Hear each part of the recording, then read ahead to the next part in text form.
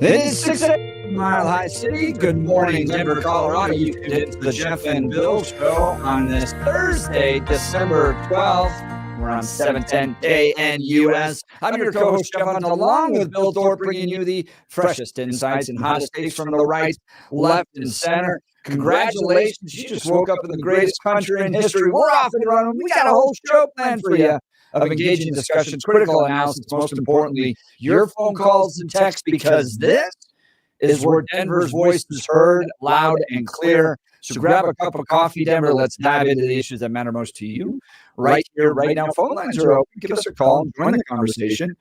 303-696-1971. 303-696-1971. Or you can text us. Text messages come right in here to the studio on the Dan Caplos Law text line at 720-819-5115, 720-819-5115. So, show today, we're going to talk San Diego Super Sanctuary City policy. We're going to be joined by Rory O'Neill to talk about these flying drones over New Jersey. Blake brought these up yesterday. I don't know if you've seen the videos. These things are like the size of trucks flying around. Yeah. They're crazy. Yeah. And luckily, we know that there's one New Jersey state lawmaker that has gotten to the bottom of it. He says they're coming from the mothership. Yeah, the Iranian mothership. Yeah. Okay.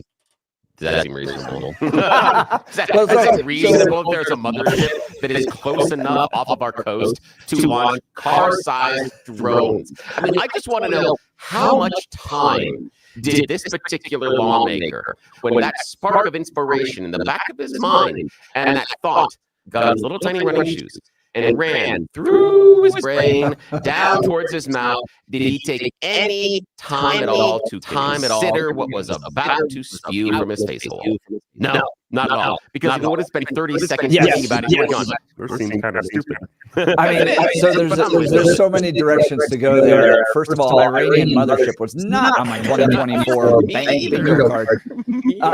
But then secondly, here's a backwards country that can hardly educate its own people, and yet it figured out a way to build a mothership. Yes. And then pilot it off the coast of America and launch car-sized drones. If they had car-sized drones, why isn't it like Hamas and Hezbollah have them? Why is it flying over Israel? I mean, if you were looking at where Iran would really be considered about where they were going to move their levers of power, I don't think Jersey is going to be at the top of the whiteboard inside. Like, here at the meeting of the Iranian military, we need to talk about our largest people that are causing problems right now. No, it's not Israel. No, not at all. No, it's Jersey. Jersey, that's where we have to go. Yes, we must make sure we can disrupt the air traffic control over Jersey. That is our number one goal today. Let's get on it, guys. Like any good hoax, you know that alcohol is likely involved. Oh, absolutely. I think back to the crop circles, and those ended up just being a bunch of farmers messing around with their friends. I love that. And some of the Bigfoot tracks, some guys admitted, it was a Bigfoot shoe prints. We just walked around the woods for a while. They've done that on beaches too, and down in Florida. Yeah. I think it's great. So, Bill, yes, I know I'd surprise you on this. But this is, and I'm the king of Instagram shopping. This is my Christmas gift for you. Oh, I got to open this. Okay. Now, first of all, for the people that are not joining us on the Rumbles, the YouTube, the Twitters, the X's, the stuff like that, this is really nice. So, Jeff, it's adorable little penguin wrapping, and I don't think Jeff knows how much I like penguins. And not a chance in hell, I actually wrapped that. I was impressed because the corners are really well done. And the thing is, the reason I admire this is because I do the vast majority of wrapping in our family. My wife is pretty good at it, but for my parents, I was the wrapping kid. Really? Oh yeah, my parents just set up a wrapping station in the house and said, "You do it." So I figured out how to do it. Yeah. So I'm really good at wrapping. This is a nice that is the commitment of my wife. A quality gift experience for you. And even now this is how I probably should have guessed that it's white, because as everybody sees here on the camera, it's got the red bow, and that's a girl thing. Guys don't do bows. We have no idea. In fact, girls are the ones that save the bows. Now, everybody that has a significant woman in their life knows you have a bag of things like gift bags that you never use. Right. You also save all of the bows. Yes. Do you reuse them? Not anymore. But we all put them in the bag, and we all tell our loving wives and significant others that we are saving these because we don't want to have that fight. So that's why this happens. So there we go. Very nice. Okay, we're going to open this up. Oh, so I didn't even bring this to this. You didn't know. I totally dropped this on you. But okay. Here we go. I saw these and I was like, okay, oh my God, this is a surprise. Oh my goodness. Oh my goodness. Oh, look at this. This is, oh my God, this is an apron with my face all over it. This is fantastic. Oh my God, this almost is begging for my wife to wear. And the straps come with and everything. This is beautiful. That looks just like it. This is fantastic. Oh, that is wonderful. That is beautiful, my friend. The king, undisputed king of Instagram shopping. That is wonderful. You are the king. That is beautiful. That is fantastic. So basically, he's taking the promotional photo that for some reason they chose here at the station, which is probably, I don't take big photos. And they did a wonderful job with it. And so it's that photo all over. You know, that conglomeration you have all over the t-shirts and this. Yes. And I love the fact that it's an apron because I do use aprons around the house, especially when you I need this. My wife, we always talk about you can tell immediately who's been cooking. Now, she and I both can cook and do a really good job, but the amount of mess that is there around the kitchen is a clear indication as to who has been doing the cooking. If it looks like something possibly exploded and caught on fire, then it was me. The stuff's still going to taste good, but it is going to be a mess. It is going to be an absolute mess. She's very good at it. I have to clean as I go. Otherwise, there's too much dirt and stuff around the place. That she is walks in and funny. goes, "What did you do?" Well, that's a good gift for that. That's fantastic. And also, I'm going to have tremendous joy when she has to wear it. Because she does that as well. So, this is going to be broken. This is coming. We're going to wear this for Christmas dinner. For Christmas, whenever it comes over, I'm wearing that. I knew you would love it. So, Merry you. Christmas from the Thank Hunts you. to That is you so awesome. That is with so a fun little person. Oh, I'm so excited. That is so cool. Thank you so much. You can never go wrong with putting your friends' faces No. on stuff. I Yeah, it doesn't matter. Yeah, anything at all. It could be anything. You can put your friends' faces on it. It can't go wrong at all.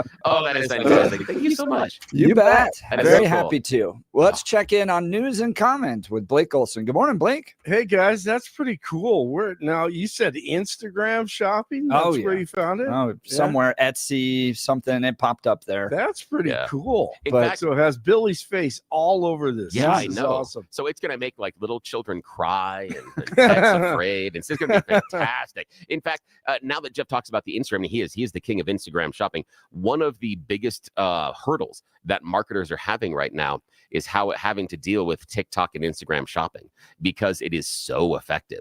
And it maximizes engagement and emotional connection to the object that many marketers are trying to figure out how they can take some of their larger, more traditional marketing and capture what goes on inside that space. It's remarkable. Well, and your Instagram surfing after a few beers in the evening, watching TV, and there's stuff that is showing up the next day. I'm like, I love that thing. I didn't even. Oh yeah, I did.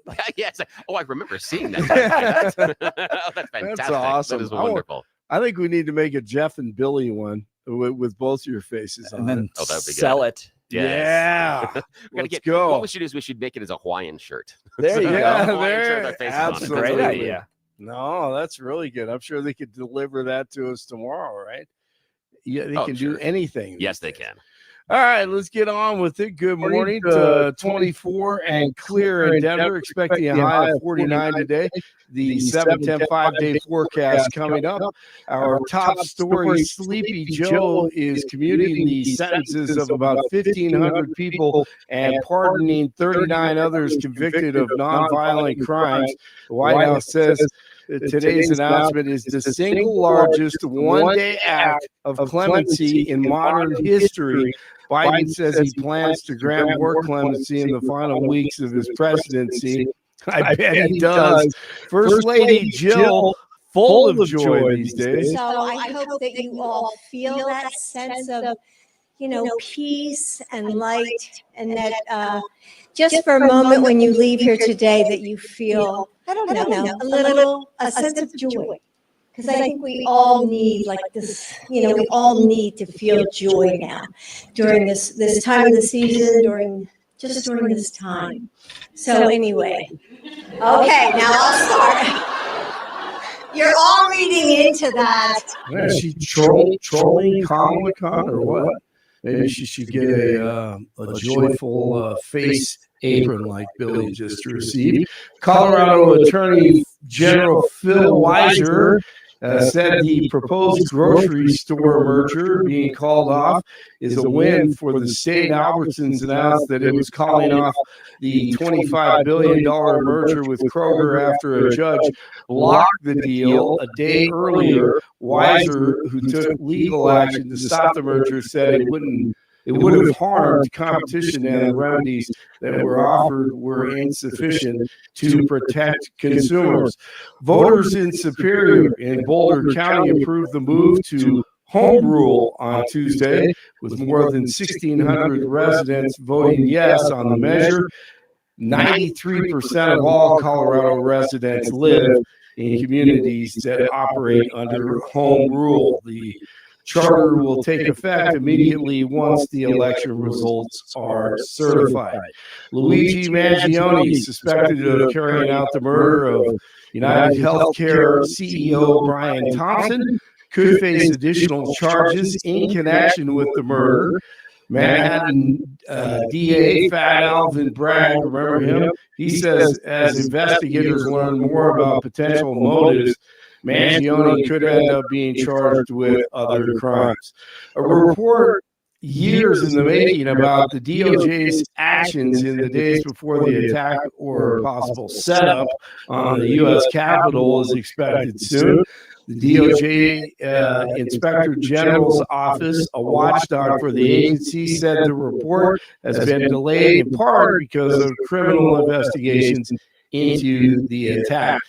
Speaking of criminals, possibly, potentially, Nancy Pelosi heckled for 2 minutes on Wednesday and then goes to the pray for the hostages card.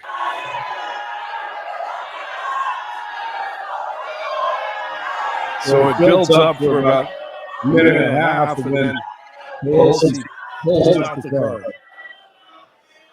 Let us bow our heads for the hostages and be careful about the hostages, which they never mention. So, wow, that regime did a lot for the hostages. 4 people were injured and thousands had to be evacuated after an underground fire caused a power failure in the New York subway. City officials say about 3,500 riders had to be evacuated from 2 trains that stalled in Brooklyn last night. 4 people suffered minor injuries when the trains came to a stop. The Pentagon is pushing back on a New Jersey congressman's claims, as Jeff and Billy were just talking about, that foreign adversaries like Iran may be behind the mysterious drones that have been flying over the Garden State. Republican Congressman Van True believes Iran launched a mothership about a month ago that contained the drones. He hasn't said where he is getting his information from.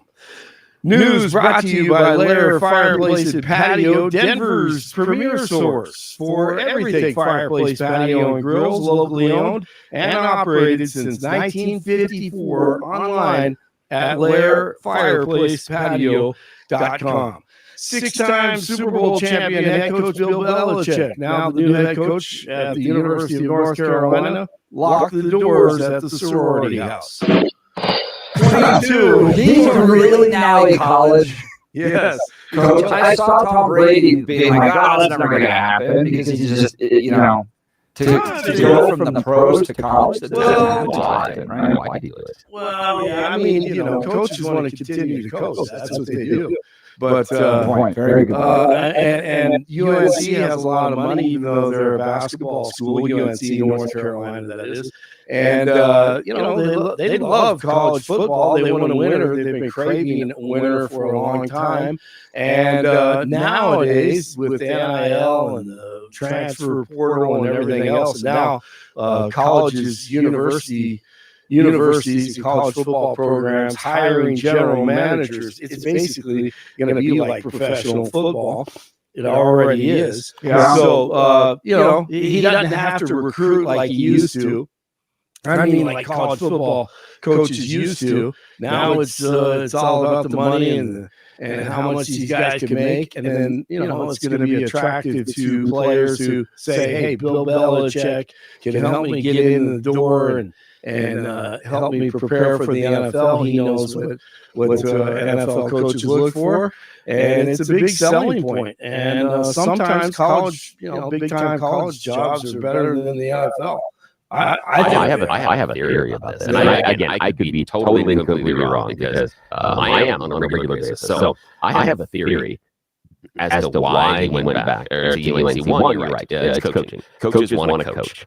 And I still think that Belichick has it in his system, especially after how it went once he separated with Brady. It was always the question of, was it Brady, was it Belichick? Brady, was it Belichick? They split up, and Brady goes and wins another title. Belichick's team falls to the bottom of the division. So I think he still has something to prove. This is my theory behind it. He's trying to get another NFL job. I think that Belichick was surprised that his phone didn't start ringing off the hook, especially with some of the coaching changes and problems they have right now. I think he is surprised. I think he probably thought that I'm getting back in immediately. And I have a theory that this UNC job was first supposed to be I would say a entree to open a conversation with an NFL team, saying, hey, if you guys don't want to come get me, I'm going to go to UNC. If you're really interested, hey, Chicago Bears, worried about coaches. If you just want me to hang on for a couple more games, you probably should talk to me. And I think that's what he tried. And again, the phone didn't ring. So I believe that what he's doing now is he's doing the hardball play. He's going to go to college, try to do as much as he possibly can, and maybe even get into the national championship conversation if he can, and then use that to get back into the NFL.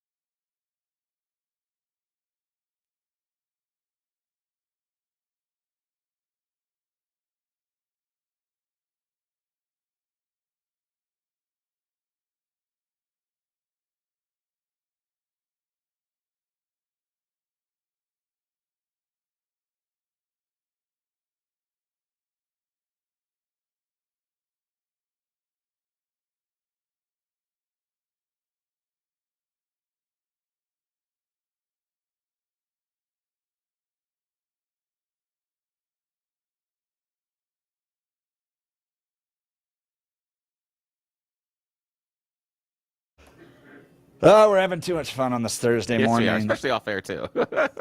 That's in part because this is Billy's last day this week. Yeah, I know. You guys aren't. He's going to be out of town tomorrow. Well, we got someone really cool. We got Heidi Ganal sitting Hi. in. That is going to He's be gonna hang out awesome. with me. And Jeff Hilderman will be here. I got family stuff to take care of. I got to go deal with some stuff that's not awful, not like life-threatening or anything else. Just it's a pain point. It's been a pain point for the last 18 months that I can't get something involved in a family project resolved. And I've got a window of opportunity tomorrow, so we are going to take that window of opportunity. But yeah, I got My favorite will be all the text messages tomorrow that are like, they finally got rid of it. Exactly. I can't wait to see him and count out those. We should get gifts for all and send them cards and say sorry about that. Pictures of themselves I know, it's gonna be on great. aprons. Yes. You're going to get text messages about that. I know. I saw that. Someone was insulting me about wearing an apron and saying it wasn't masculine. I'm like, you are so right. I can't believe that such a non-masculine male like myself and wait, there was another one. There was Donald Trump who wore an apron in McDonald's. I can't believe that both myself and Donald Trump would denigrate ourselves and take away our pure, just obvious masculinity by placing on an apron. Why would you do that? Why would Donald Trump take away his alpha male energy by placing an apron on himself during that McDonald's thing? Maybe it's because aprons aren't wussy. That's okay, though. It's just about keeping your clothes clean. That's all it is, man. Breadman going, look, Iranian mothership, not too far-fetched when you think about the Chinese spy balloons.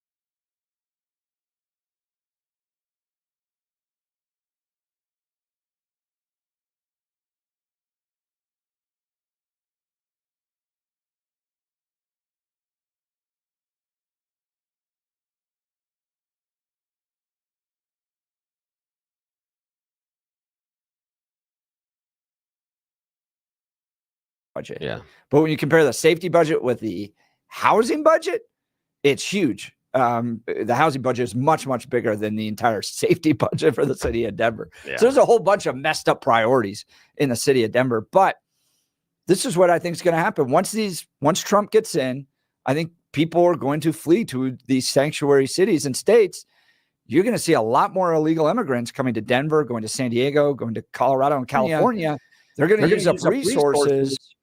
So you're going to see cuts in programs to citizens. That's my prediction. And I think that's and if that is what it happens, then I think that in some ways is the market taking care of itself. I mean, that to me seems like Adam Smith's invisible hand to a certain extent. It's not a great analogy, but it is the migration. If things are becoming more difficult in one area, they're going to go to another area. That's kind of the idea behind why they crossed all that distance in order to get here in the first place. It was too difficult where they were and easier here. It's going to be, I think, whether or not they're all going to be classified as illegal is going to still be a question, because as long as they show up at a port of entry and claim asylum, then they're allowed in. And depends on what Trump does with the Biden app that allows you to set an appointment with a person to talk about asylum, and you show up at the border and they have a time to be there. So what they're going to do with that, if they shut down that system, or how they're going to change the system, I think that has a lot to do with it. And also, I'm not convinced that if you do not change the immigration process, that you're going to fix the system, because even with Tom Homan and all the, we're going to crack down, we're going to deport all these people, I still say that our system, the way it's set up, is an incentive for illegal immigration, because if it takes you a decade to immigrate to America,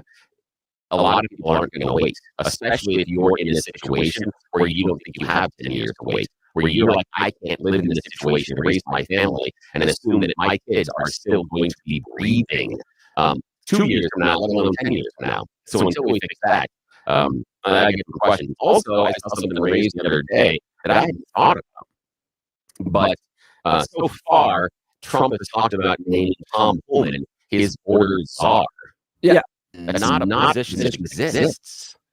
It doesn't really exist in the structure of government. It's not a confirmable Senate appointment. Yeah, he's going to be the ICE director.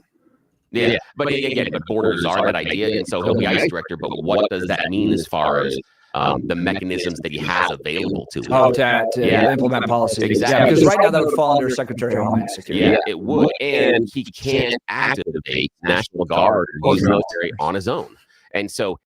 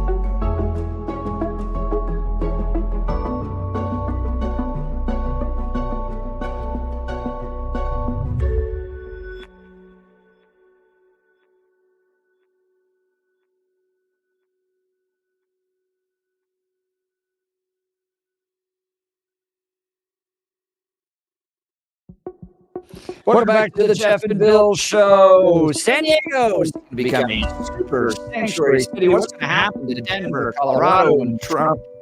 Denver, Colorado, and San Diego, California, when Trump all of a sudden starts to implement his mass deportation policies, are illegal immigrants going to flee to these communities now, and we're going to even have bigger problems as a result? That's what we're talking about. Let's go to Marcus Aurora. Good morning, Marcus. You're on the Jeff and Bill Show. Morning. Yeah, good morning, guys. So the National Guard is a dual task force, and that's why they got the name Weekend Warriors. And I'll read something really short and fast, because being an Army RA and you got your reserves and everything else, meaning that its members serve both the state and federal governments. While federal regulations govern much of the Guard's organization function, control of the personnel and units is divided between the states and the federal government. The National Guard can be federalized but kept under state control, with the federal government paying for the deployment. Sorry about that. Got a cold. No, that's very helpful. It's what you saw during the desegregation efforts in the South. So Donald Trump could absolutely nationalize the Colorado National Guard and put them to work in mass deportations. And now Jarhead would have to fight it. And that's true. Yeah, no. And there's nothing that the state could do, because the federal government subsedes the state. Yeah, You're right. There'll be some law. There'll be some legal issues. But what about him doing something like nationalizing the Arkansas National Guard and then telling them to go to New Mexico? Right. That's going to create something whole different. I don't know, Billy. Yeah, Marcus, I really appreciate it. I appreciate that, man. Oh, that was awesome. Yeah, great have call, no idea Marcus. what we're talking about and who controls the National Guard, and I appreciate that. Yeah. Yep. All right, we'll continue. You're listening to the Jeff and Bill Show. We are Denver's talk leader, News Talk 710 KNUS.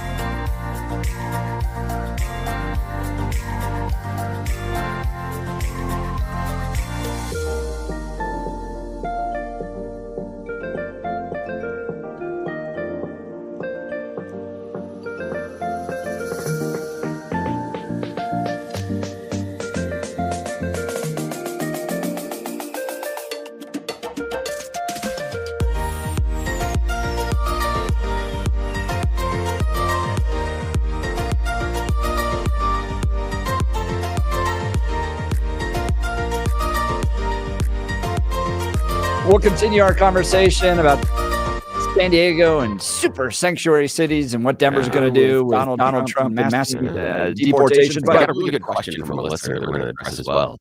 we'll get to all that into the next hour. But Bill, we got to carve out a little time for what the people really want. Yes, it is that time of the morning where we make questionable choices with this valuable airtime. It's something we call You Choose the News. It's America's favorite fake radio news game show. We have scoured the interwebs this morning for mere moments to find really dumb stories about us humans, giving them even more ridiculous headlines to play this fake radio news game show because nobody in charge wakes up until 7 o'clock. Once we found out that their alarms don't go off until 7, we are going to take full advantage. This is why Jeff and I repeatedly got into trouble when we were teenagers. So again, lessons to our parents and much apologies. Alrighty. Now, gentlemen, Blake Olson joining us for the news. And Jeff, you know how it works. Here we go, sirs. Your headline choices. Headline number 1, hello, sweetie. Headline number 2, poop is the obvious solution. Headline number 3, every teenage boy will understand. And headline number 4, no habla, no problem. Well, we've got a bunch of teenage boys, so let's start there. Every teenage boy will understand this problem. Now, we are going to journey to the wonderful oceans of the earth because migration is somewhat of a problem for some of the largest mammals on the planet, the humpback whale. Recently, a male humpback whale did a remarkable feat. He embarked on an epic journey across 3 oceans. He covered a distance of over 8,000 miles. No way. Yes, an unprecedented journey. Never seen a migration like this before. Why? Because he wanted to get some. Yeah. The scientists Looking for those lady whales. Yes. The scientists believe that the whale's migration was simply an idea of going and checking out the new bars. He was exploring new waters because he had been rebuffed by a number of females in his traditional mating grounds. So he said, yeah, they don't like my vibe here. Maybe I'm going to have to go find some other ladies that like the way I dance. And so maybe how you doing? 8,000 miles. Yes. And again, at a teenage boy, if they said, you got 18,000 miles to see the boobs, you'd go like, I'm walking right now. Yes, absolutely. In a second, you would leave the house with a backpack and a sandwich. All right, Blake Olson, here goes. Hello, sweetie. Poop is the obvious solution or no habla. No habla, no problem. Yeah, no habla, no problem. That's what Nigel Richards of New Zealand figured out. No habla, no problem. Because Mr. Richards recently won the Spanish World Travel Championships, despite the fact that he doesn't speak language. Yes, he won the Scrabble World Championships while not speaking Spanish in Spain. Yes. Now, here's this. He's done this once before. Back in 2015, he bested several hundred people in the French Scrabble World Championships, and he won there too. Doesn't speak French. No, he has an incredible memory. He has the ability. What he does is he goes through the official Scrabble dictionary of that language. He goes through and almost verbatim memorizes the pages. He has near photographic memory. So all he has to do is go through the pages and he knows the words, regardless of he doesn't understand the meaning. Crazy. Yes. So he beat almost 145 different competitors. The person that came in second, who does speak Spanish, said, "This is rather humbling." Yeah, seriously. I know. You lose Impressive. to a dude that doesn't even speak the language. Isn't that cool? Alrighty. Jeff Hunt, final choice this morning, sir. Hello, sweetie, or poop is the obvious solution. I'm a That's rancher. a dangerous one. So we're going to go with the poop one. Poop is the obvious solution. Here we're going to talk about the Dartmouth-led study that recently says maybe the solution to climate change is a bunch of poop we just drop in the ocean. Yes, here's the idea. What they're looking at is they're trying to accelerate the ocean's natural carbon removal process, and they're looking at adding clay dust into the marine ecosystem. What it's going to do is enhance the efficiency of what they're calling a biological pump. It's a natural transfer of carbon from the atmosphere down to the deep ocean. Normally, only a small fraction of the carbon that is captured on the surface of the ocean makes it into the deep for long-term storage and use by other marine mammals. But these science hippies have found out that if you sprinkle clay dust into the top of the water, what happens is it begins to follow algae blooms. Once it connects with those large algae blooms, which are toxic, they can span hundreds of square miles and absorb vast amounts of carbon dioxide. What they do is normally the blooms die and the organic carbon is just released back into the atmosphere. Well, the clay particles, it sinks down into the lower surfaces where zooplankton eat it, poop it out, and then it revitalizes the ocean. So yes, it could be a bunch of poop that could save the planet. Telling you, ranchers know how to use everything. Yes. For the good. And We don't let anything go to waste. And that's it. That's the end of You Choose the News, my friends. Back to you. That's fantastic. We'll continue our conversation. You're listening to The Jeff and Bill Show. Denver's talk leader, News Talk 710, KNUS.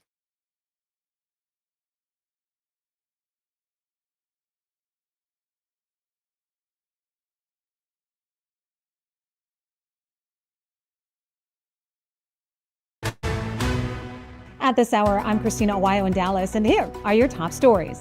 President Donald Trump is about to launch a new project in Saudi Arabia. Eric Trump making the announcement on X saying, quote, incredibly proud to officially launch a project that has been underway for many months. Trump Tower, Jeddah. Thank you to our partners, Dar Global. This will be our 5th project together and among the most luxurious buildings anywhere in the world. The $530 million hotel is just the first of 3 projects in the Middle Eastern country built in Saudi Arabia's 2nd largest city. According to the companies, the hotel will feature 47 floors and 350 residential apartments. Construction will take about 4 years. The gun found on Luigi Mangione, the suspect in the murder of United Healthcare CEO Brian Thompson, matches shell casings found at the scene of the crime. First, we got the gun in question back from Pennsylvania. It's now at the NYPD crime lab. We were able to match that gun to the 3 shell casings that we found in Midtown at the scene of the homicide. We were also able at our crime lab to match the person of interest's fingerprints with fingerprints that we found on both the water bottle and the Kind bar near the scene of the homicide. That's what you need to know at this hour. In Dallas, Christina Owayo, Salem News Channel.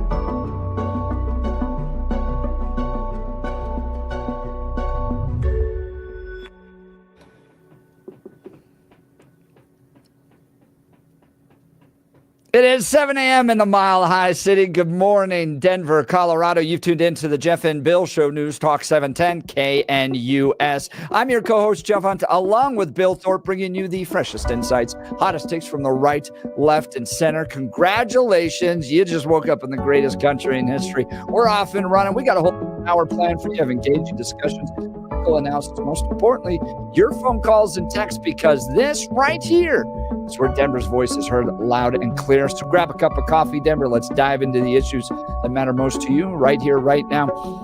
I want to provide a little bit of context on Tom Homan responding to San Diego. We didn't get to this because you choose the news and some other things. But all right, so San Diego now wants to be a, quote, super sanctuary city.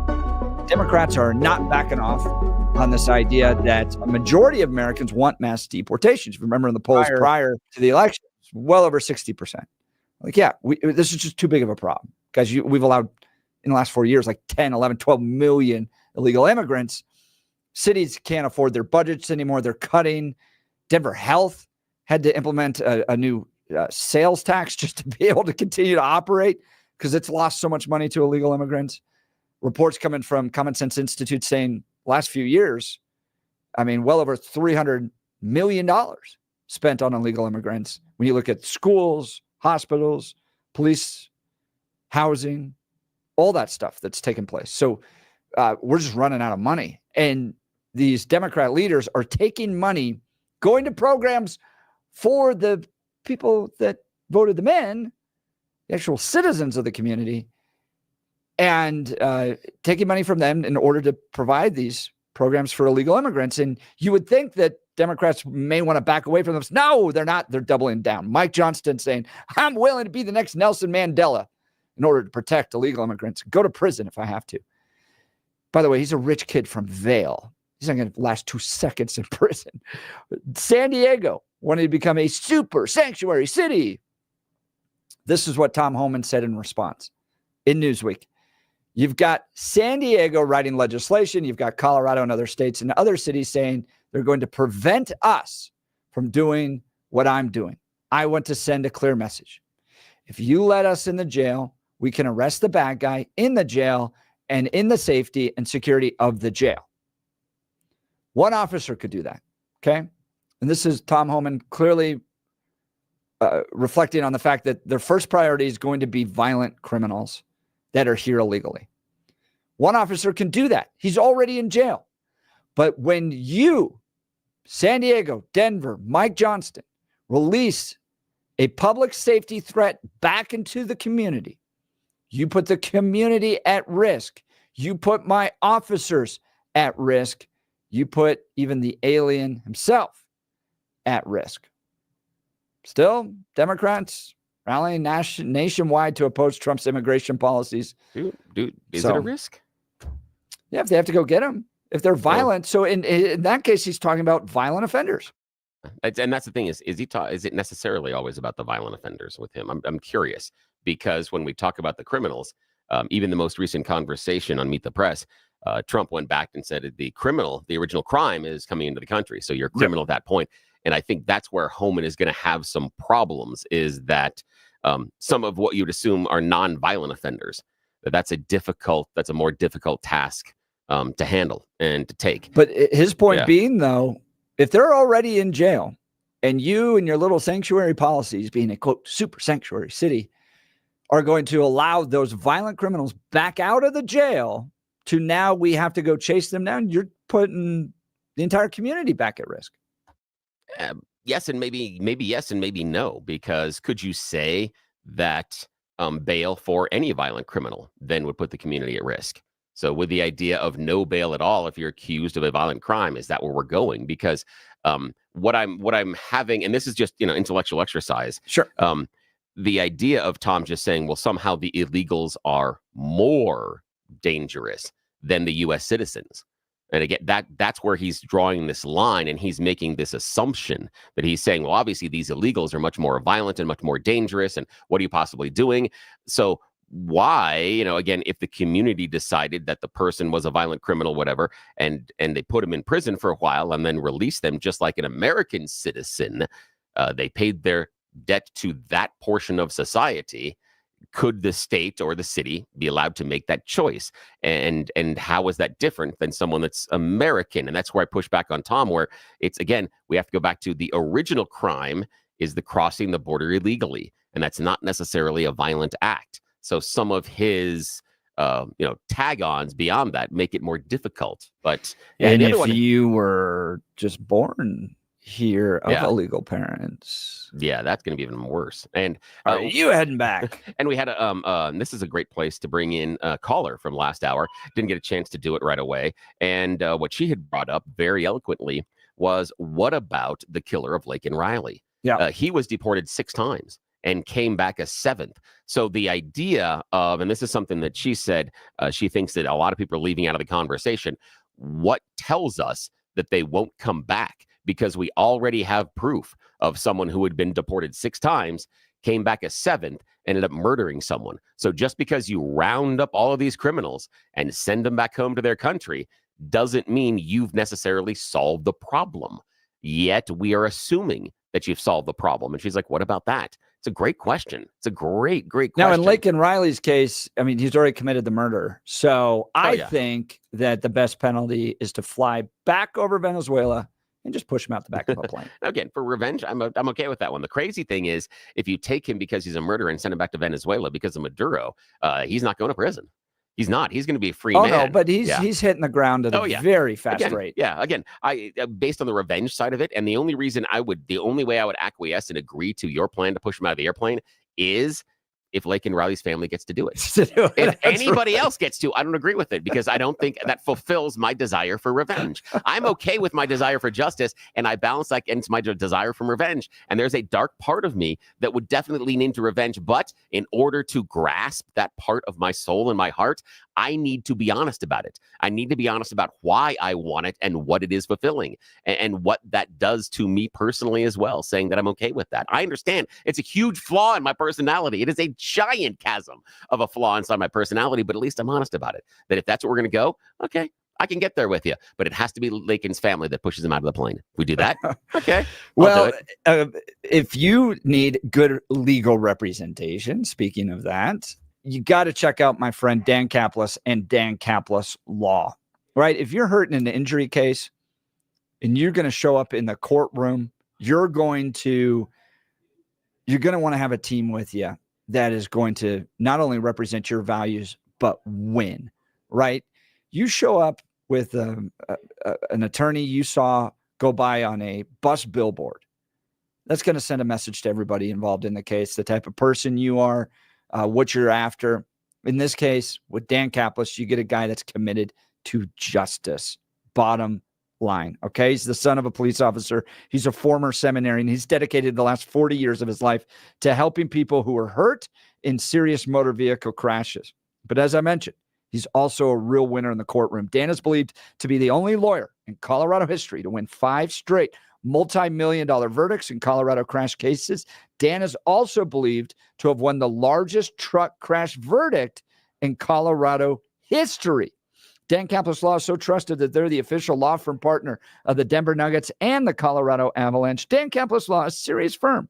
For serious cases, Dan accepts righteous injury cases on a percentage fee basis so that he can represent good people from all walks of life without regard to ability to pay. So if you need Dan's help, here's his phone number. Put it in your phone now, because when you need it, you don't want to be scrambling. Dan Kaplis Law, 303-770-5551. That's 303-770-5551. Or hit dankaplislaw.com. That's Dan, C-A-P-L-I-S law.com. Let's check in on news and comment with Blake Olson. Good morning, Blake. Hey, good morning, Jeff and Billy. 23 and clear in Denver, expecting a high of 49 today. The 7-10 5-day forecast coming up.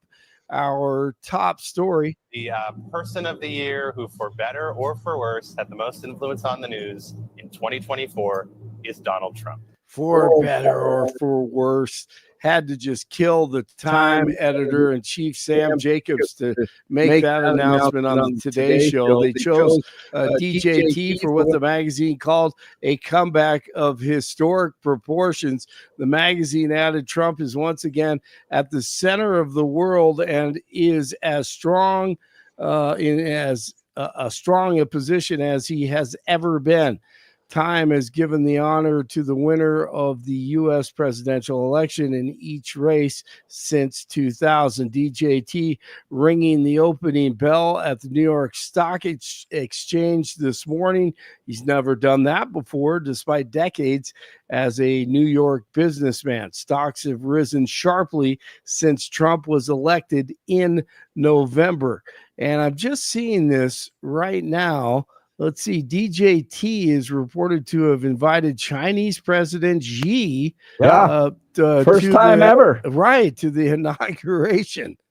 If his offer is accepted, it would be unprecedented. No Chinese leader has ever attended a U.S. presidential inauguration. Indeed, no foreign leaders have attended one in more than a century. Wow.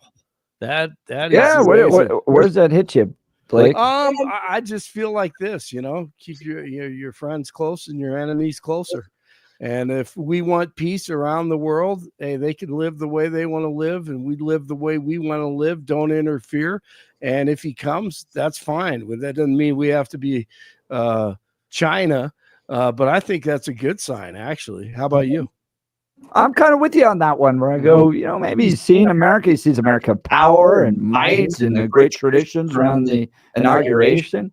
The left will spin it as he's a Chinese plant. And then the minute he gets in, the Democrats are now going to go, we need to impeach him because he's colluding with the Chinese. Yeah. Well, we need to end all these endless wars. And we need to understand there are sovereign nations, Blake, there's so much money to be made in these wars. Yes, there is. And that's why we send our young people, since, the last 20, 30 years. I mean, it's just horrible. Americans dying in these meaningless wars that we really should not be involved in.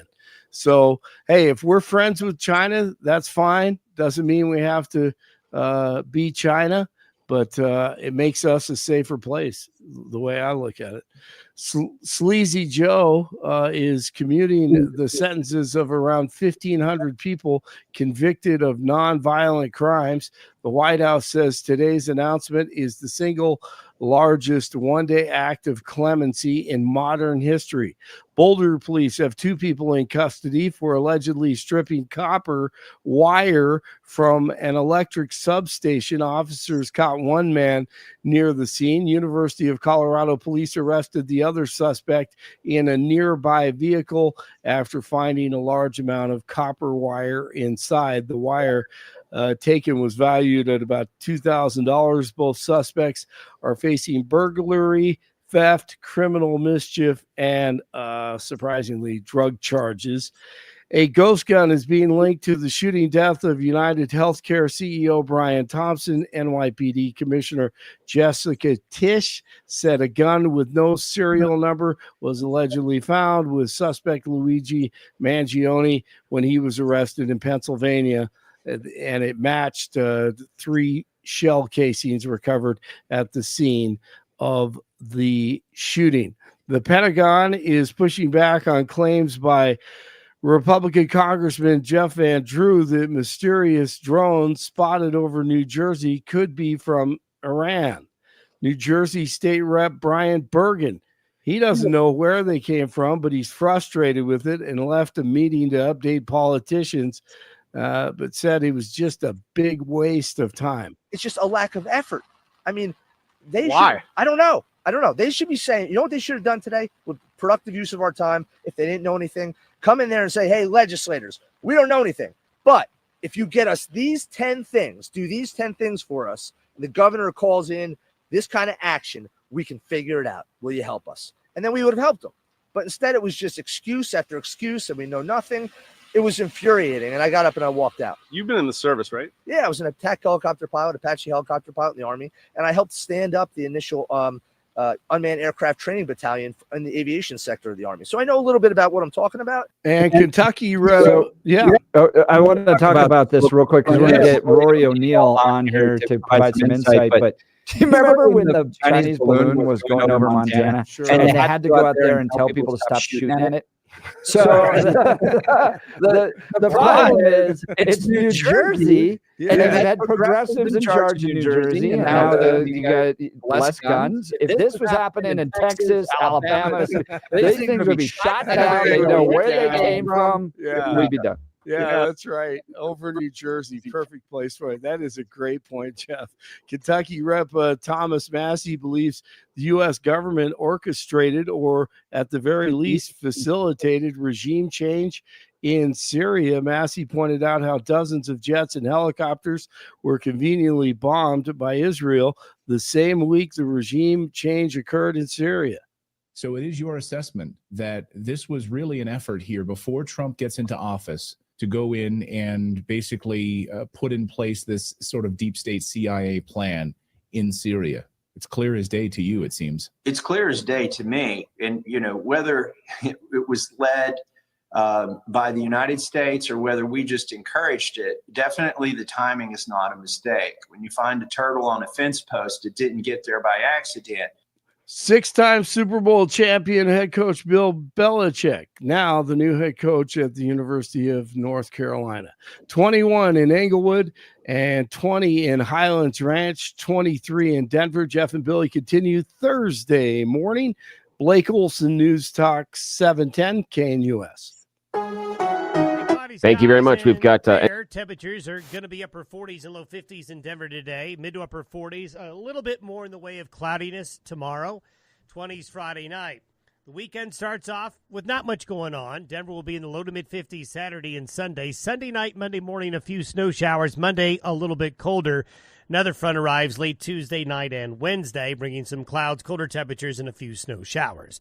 I'm meteorologist Don Day in the 710 KNUS Weather Center.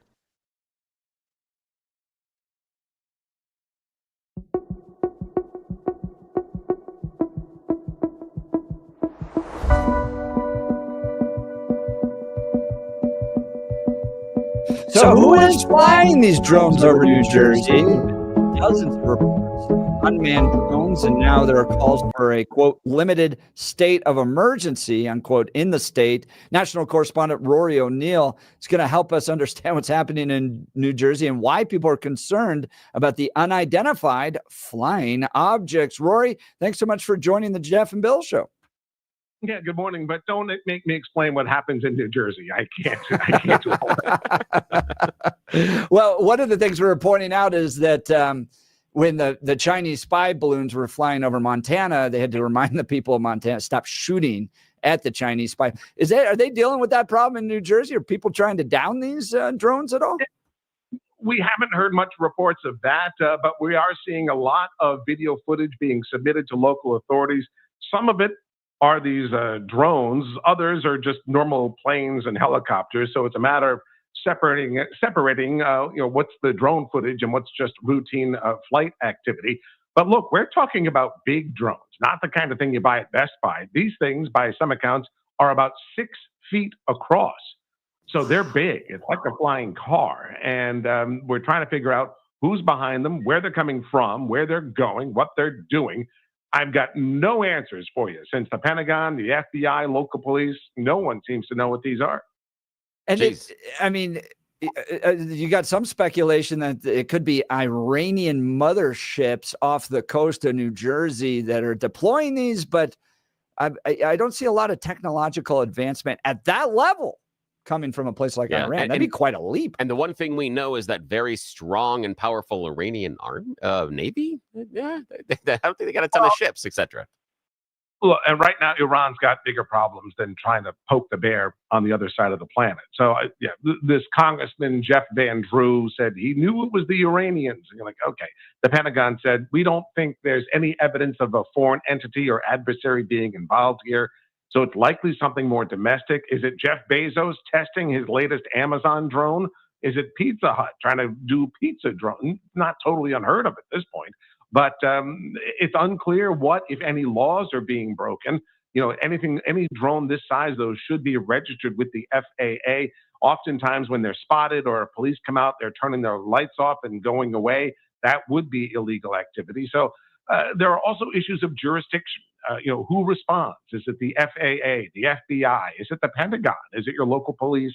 Who? And then how do they respond? Do they fire their handguns at it? Do you have a shoulder-fired rocket? Do you call in an F-22? There are other technologies that we think could jam the signals here and bring these down a bit more safely. But having this thing fall from the sky probably isn't a great idea either. Now, Rory O'Neill, NBC national news correspondent. Yeah, obviously, it could be aliens, because if you had to pick one of the weirdest spots in America, Jersey's a pretty good bet. Maybe you had to do research on some of the weird humans, maybe go to Jersey. Just thinking. Now, yeah, go ahead. Yeah. And look, and these drones, they're not going away, right? So I think that the federal government and local governments need to do a better job of streamlining exactly how to respond to these kinds of sightings. Because, look, these drones may have been flying over President Trump's Bedminster golf course. They may have been flying over some military sites, some nuclear facilities. And if they are foreign actors, then we certainly want to make sure that these things are incapacitated as quickly as possible. Has anybody considered the idea that this is a family that is trying to get themselves their own reality TV show? And the only reason I reference that, Rory O'Neill, is because here in Colorado, we famously had Balloon Boy. Yes, Balloon Boy, where it was a complete scam, where a father had said that his son had gone up in a UFO-shaped balloon and he was strapped. And so it was a huge law enforcement deal, and it was all on TV here in Colorado. And it turned out that he was lying about it. And what he was trying to do is he was just trying to leverage getting a reality TV show for his family. So have we discussed the reality TV show option? Maybe it's an MTV vehicle. I would only say that it's all, but doing this at night doesn't help as much. You're right. Right. Balloon Boy was, during the day, and we all tuned in to watch live coverage. This is just sort of darting around at night, and it's dark, and you just sort of see a couple of blinking lights. So it makes for bad TV. Oh, you're right. Talking to Rory O'Neill, NBC national correspondent. Now, I'm kind of a believer in Occam's razor. So, right, if this was an actual military issue, that probably would be addressed. If it was a company, like you mentioned, Jeff Bezos or Domino's wanting to deliver pizzas, they would come out and say, oh, yeah, this is us just testing things. So similar to some of the things we've seen in the past around crop circles or even footprints. Could be some just good old boys having a little bit of beer and sending things up into the sky. Is there an element that this is just people messing around with their neighbors in New Jersey? Well, that's we've all seen the Jersey Shore, right? So lack of poor decision making, front and center on that show, and maybe that's what's behind all this. But the size of this thing is what's so remarkable. And again, a lot of questions. I think we're going to get some answers pretty soon, though, because this became an issue at an FBI hearing yesterday. The Pentagon was asked about it yesterday.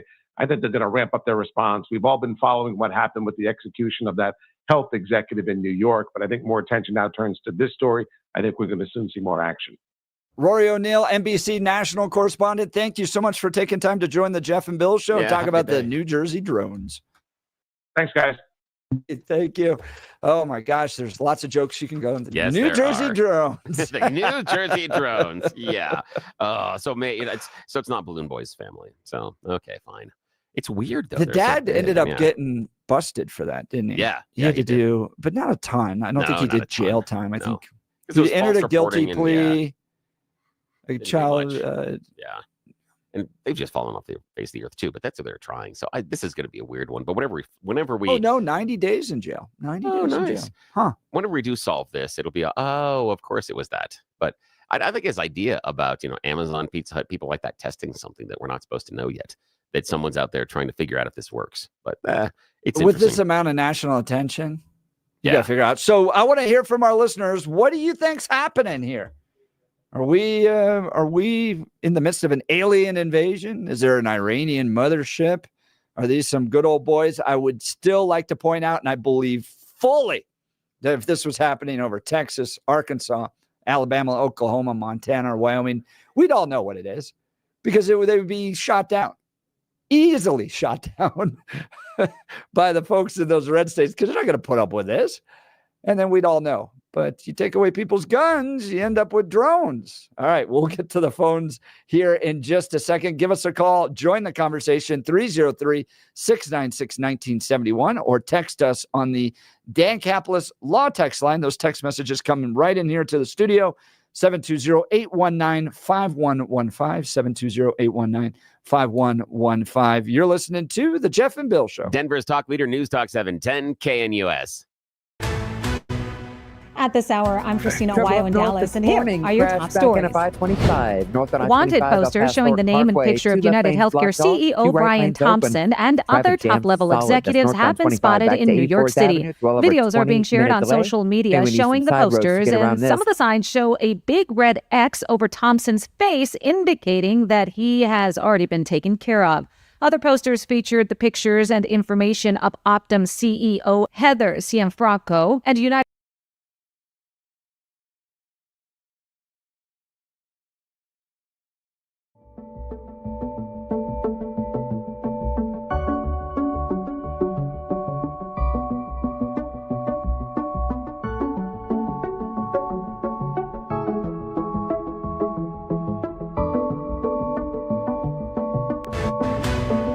At this hour, I'm Christina Ohio in Dallas, and here are your top stories.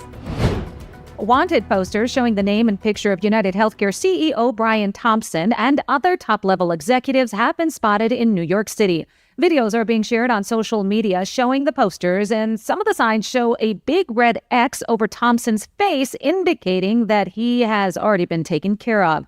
Other posters featured the pictures and information of Optum CEO Heather Cianfrocco and United Health CEO Andrew Whitty. On the posters, a warning that, quote, healthcare CEOs should not feel safe and include the phrase deny, defend, depose, the words found on the bullets that were used to kill Brian Thompson last week. According to sources, the hit lists are being used as a way to instill fear and incite hysteria. Most of the posters have reportedly been taken down. Former U.S. Representative Anthony Weiner has filed to run for a seat on the New York City Council, launching a potential political comeback after his once promising career was destroyed by sexting scandals and a criminal conviction for having illicit online contact with a 15-year-old girl. In an interview, Weiner said he is, quote, still exploring whether to campaign for the office, but said he opened a campaign committee last week so he could participate in a forum held by the Downtown Independent Democrats this week. That's what you need to know at this hour. In Dallas, Christina Ohio, Salem News Channel.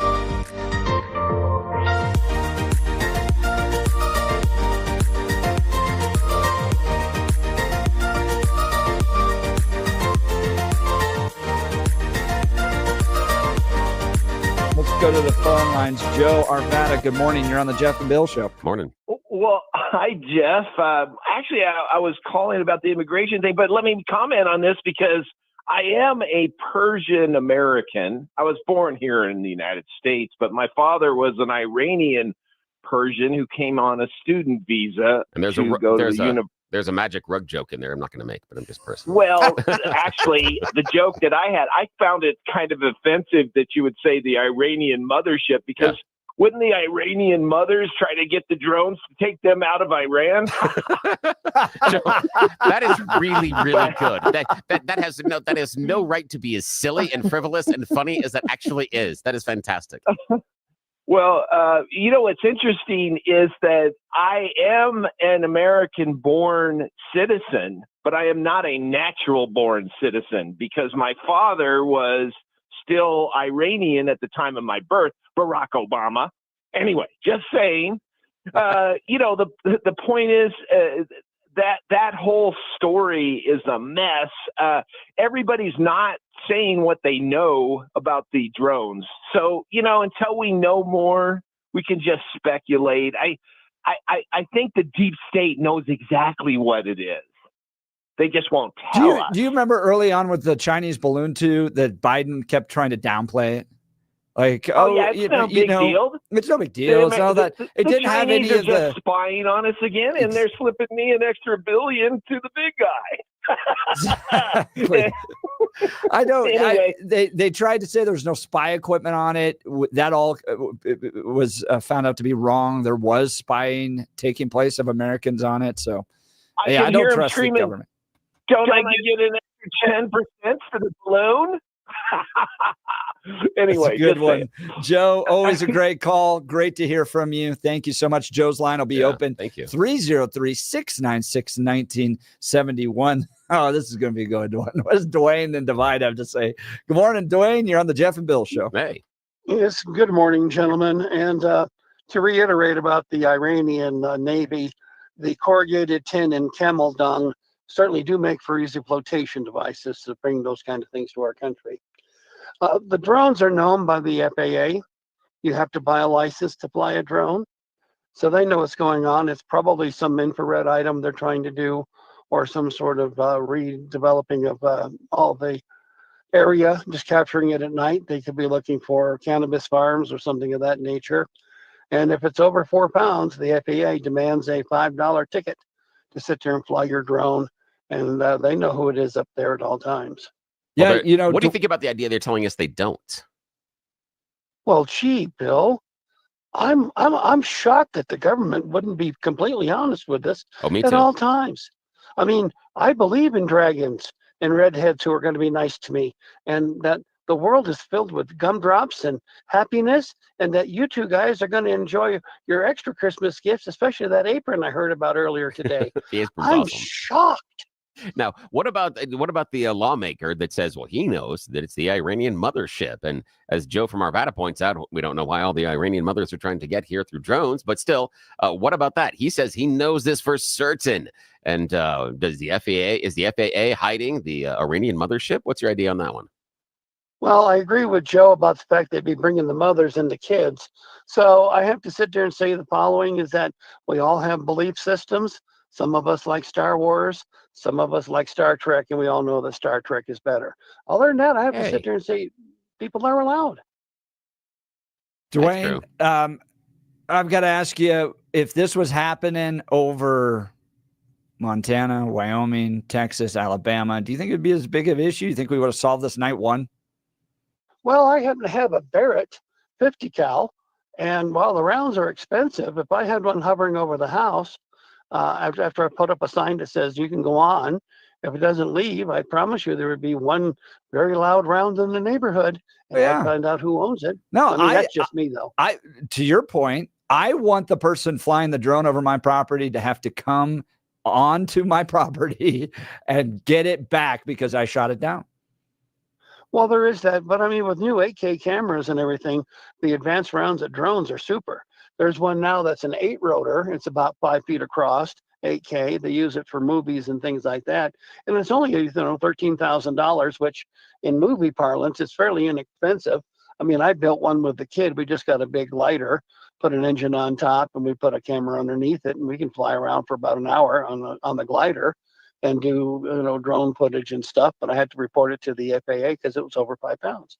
It's not hard to make one. Oh, that's an important point too, and you see them all the time at my kids' football games now. Pretty much both teams at every game we've been to has had some dad with a drone operator. Now they have to show the referees a license before they're allowed to fly it during the game. But pretty much every sports team is getting little drones these days. Yeah, if you see somebody in a red flannel shirt and a red flannel cap and calling himself Floyd R. Turbo, that's probably not somebody you want to fly the drone anyway. That's good.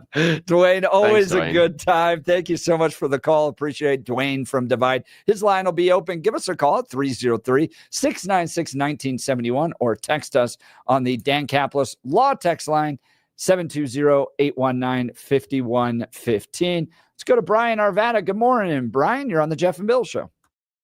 Hey, good morning, guys. I'm pretty sure the government knows what this is. We bought a drone for our company a couple years ago. It's only like maybe 1.5 feet by 1.5 feet.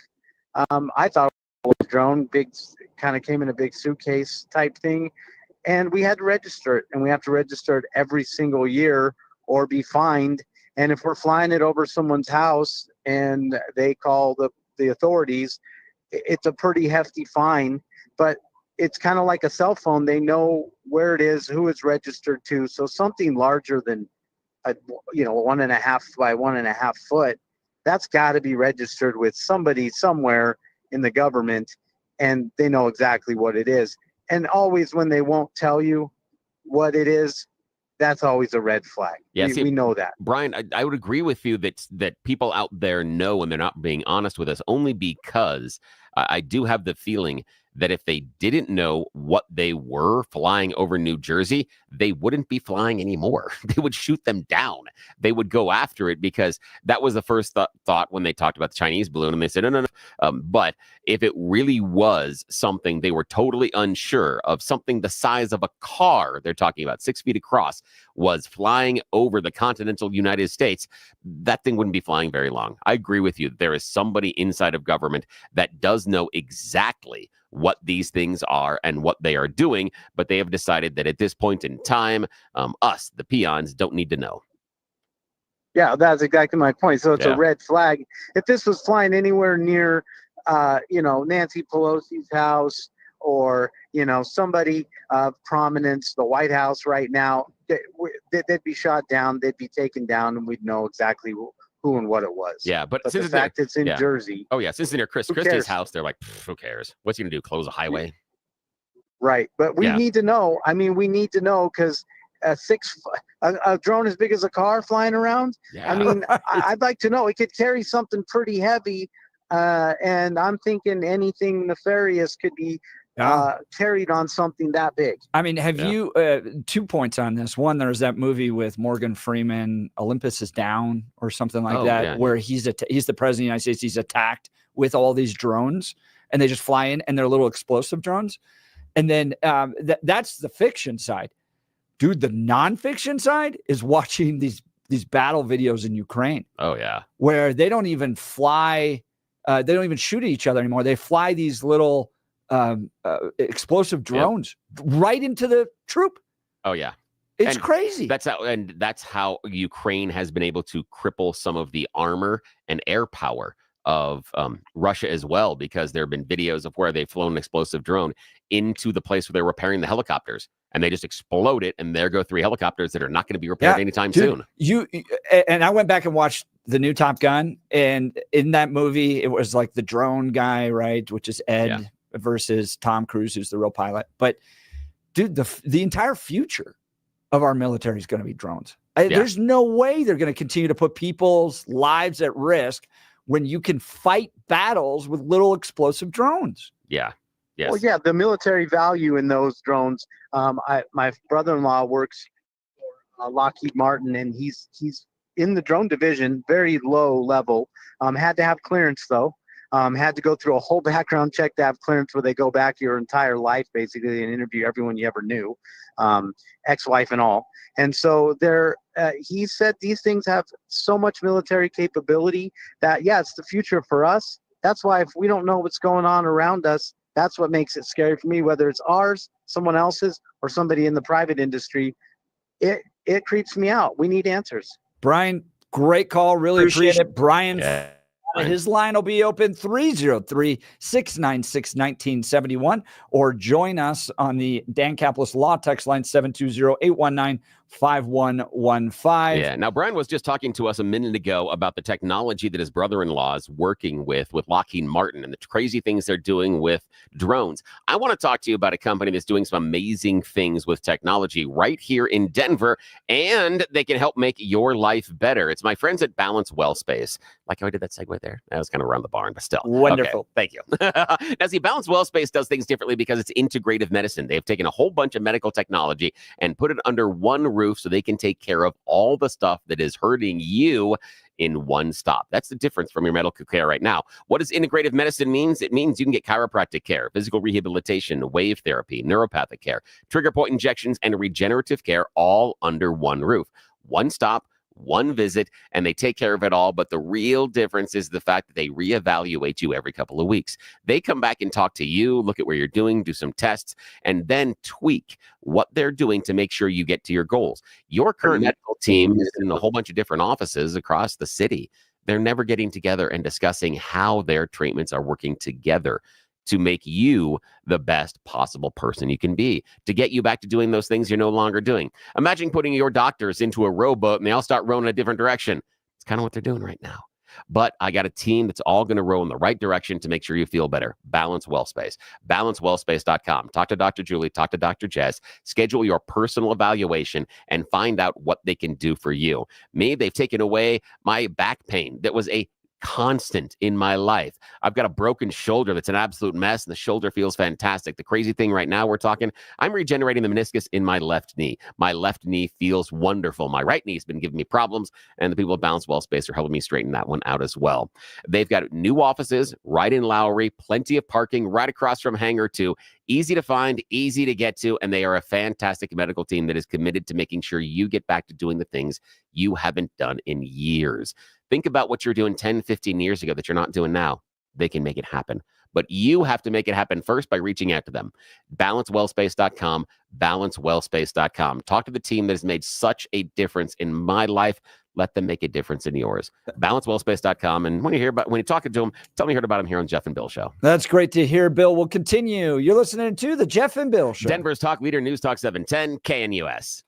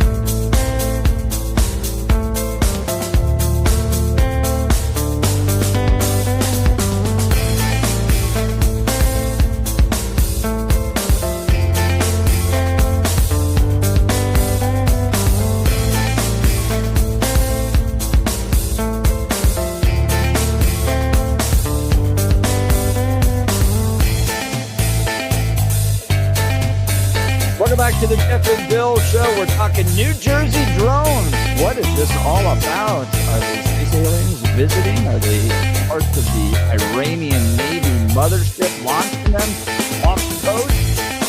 They're just a bunch of good old boys flying around and messing with people. Love to get your thoughts on this. Give us a call 303-696-1971 or text us on the Dan Capital Law text line 720-819-5115. Let's go to the phone line to Mike Lakewood. Good morning, Mike. You're on the Jeff and Bill Show. Morning. Yeah, one thing, I'm a part one of the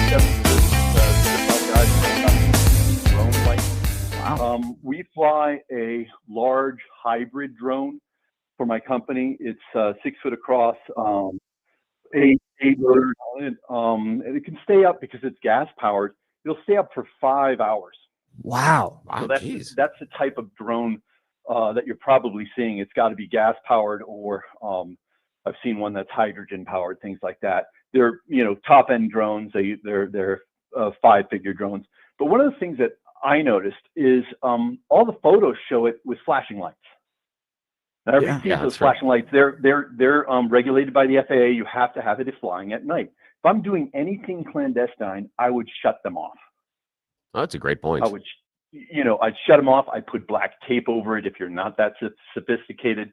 But, like our drone, we can shut them off. So, that I look at that, somebody's doing some sort of night survey because they don't want to fall out of certification. Now, they're also supposed to have a Bluetooth tag on it.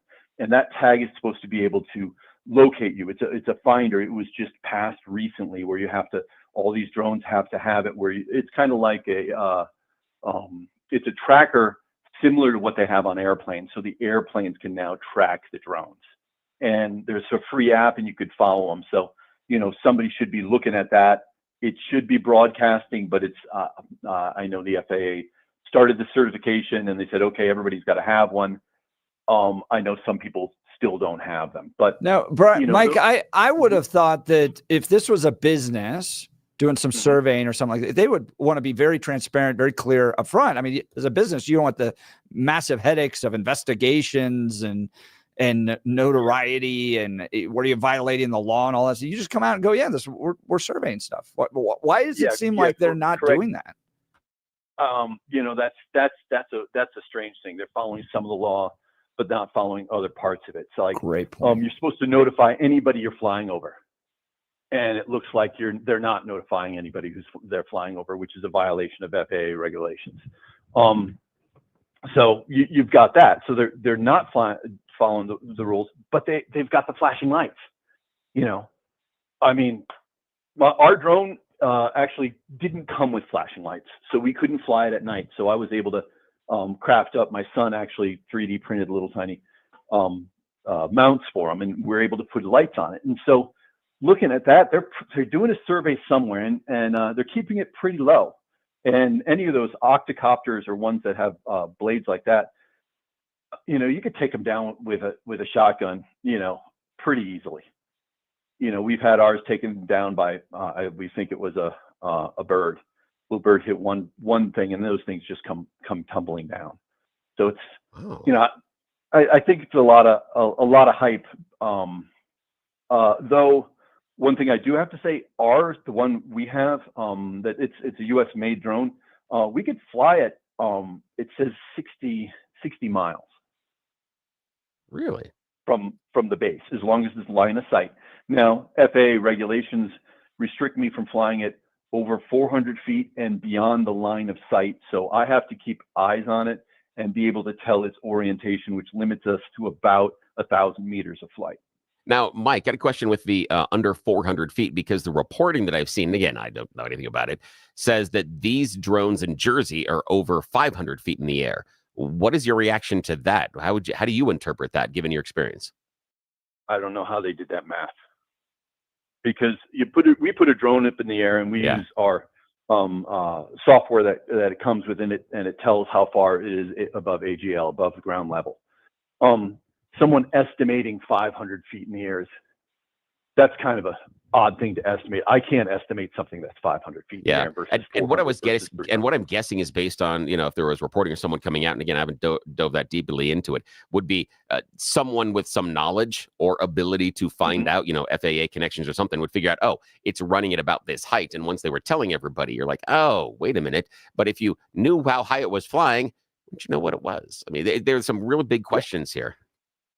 Yeah. There are some odd questions of coming out. Now, and Mike, they're all kind of blurry pictures. With a giant 6-foot across drone, I know you're doing some survey and some other stuff with it. What are some of the other applications that you think that we could use drones this size for? What do you think we could do with them that could actually be productive and maybe, consumer applications? Like what we use it for, I work for a mineral exploration company. And so we use it for magnetic surveys. We fly over areas that are covered with soil, and then we're able to use this magnetic sensor to tell differences in the rock types under it. That's what we use it for. Other people use it for, there's a lot of agriculture uses for it where they could tell crop stress, other things like that. They usually do it during the day because they use the sunlight as a reflector for infrared, and they can tell a lot about that. They use it for topographic surveys, high resolution topographic surveys, other things like that. Wow, that's crazy. Mike, that is very helpful, Thanks man. a We lot, have man. incredible That's so listeners. smart. That's Thank you for amazing. taking Thank time to you. call us. You're listening to the Jeff and Bill Show. This is Denver's Talk Leader, News Talk 710 KNUS. Did Mike just say he's flying like a giant metal detector?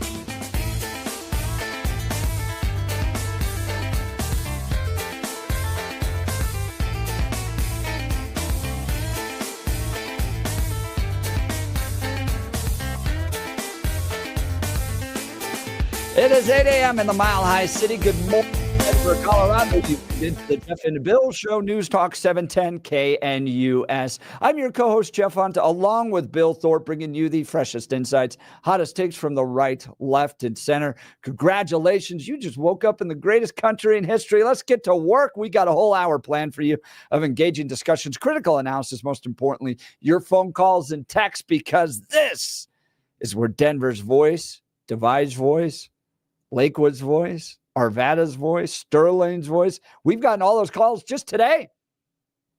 It's what we love about this show. The entire city and metro region of Denver joining in on the conversation on Denver's top talk radio show, the Jeff and Bill Show. Phone lines open. Give us a call, 303-696-1971, or text us on the Dan Caplis Law text line, 720-819-5115.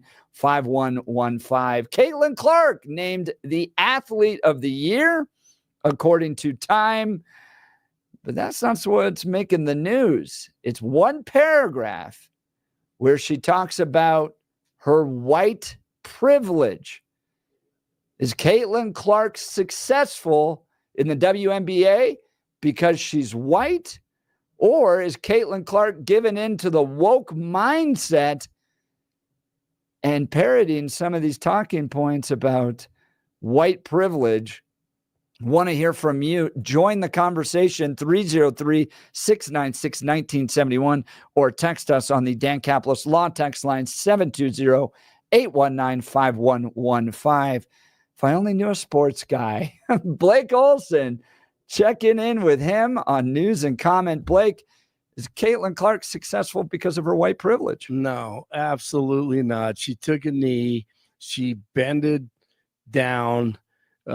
She was bullied, and I'm not going to watch her play until she forgets all this stuff and just starts playing basketball and doesn't fold and succumb to the pressure. No one cares about the WNBA until she started playing in it. I mean, yeah, it's great that there's a WNBA. It's a charity, by the way. The NBA funds it. And these guys need to pump the brakes, the players and the coaches and everyone who's involved, talking about the history of the WNBA. Get over yourselves. It's great that there's women's basketball, but Caitlin Clark doesn't have to apologize to anyone. She's a phenomenal player. She's fun to watch, and she changed the game for the better for them. And the business. Blake, I got one word for you. Marketability. That's what right. it comes down to. Absolutely. Michael Jordan was not the greatest NBA player of all time simply because he was black.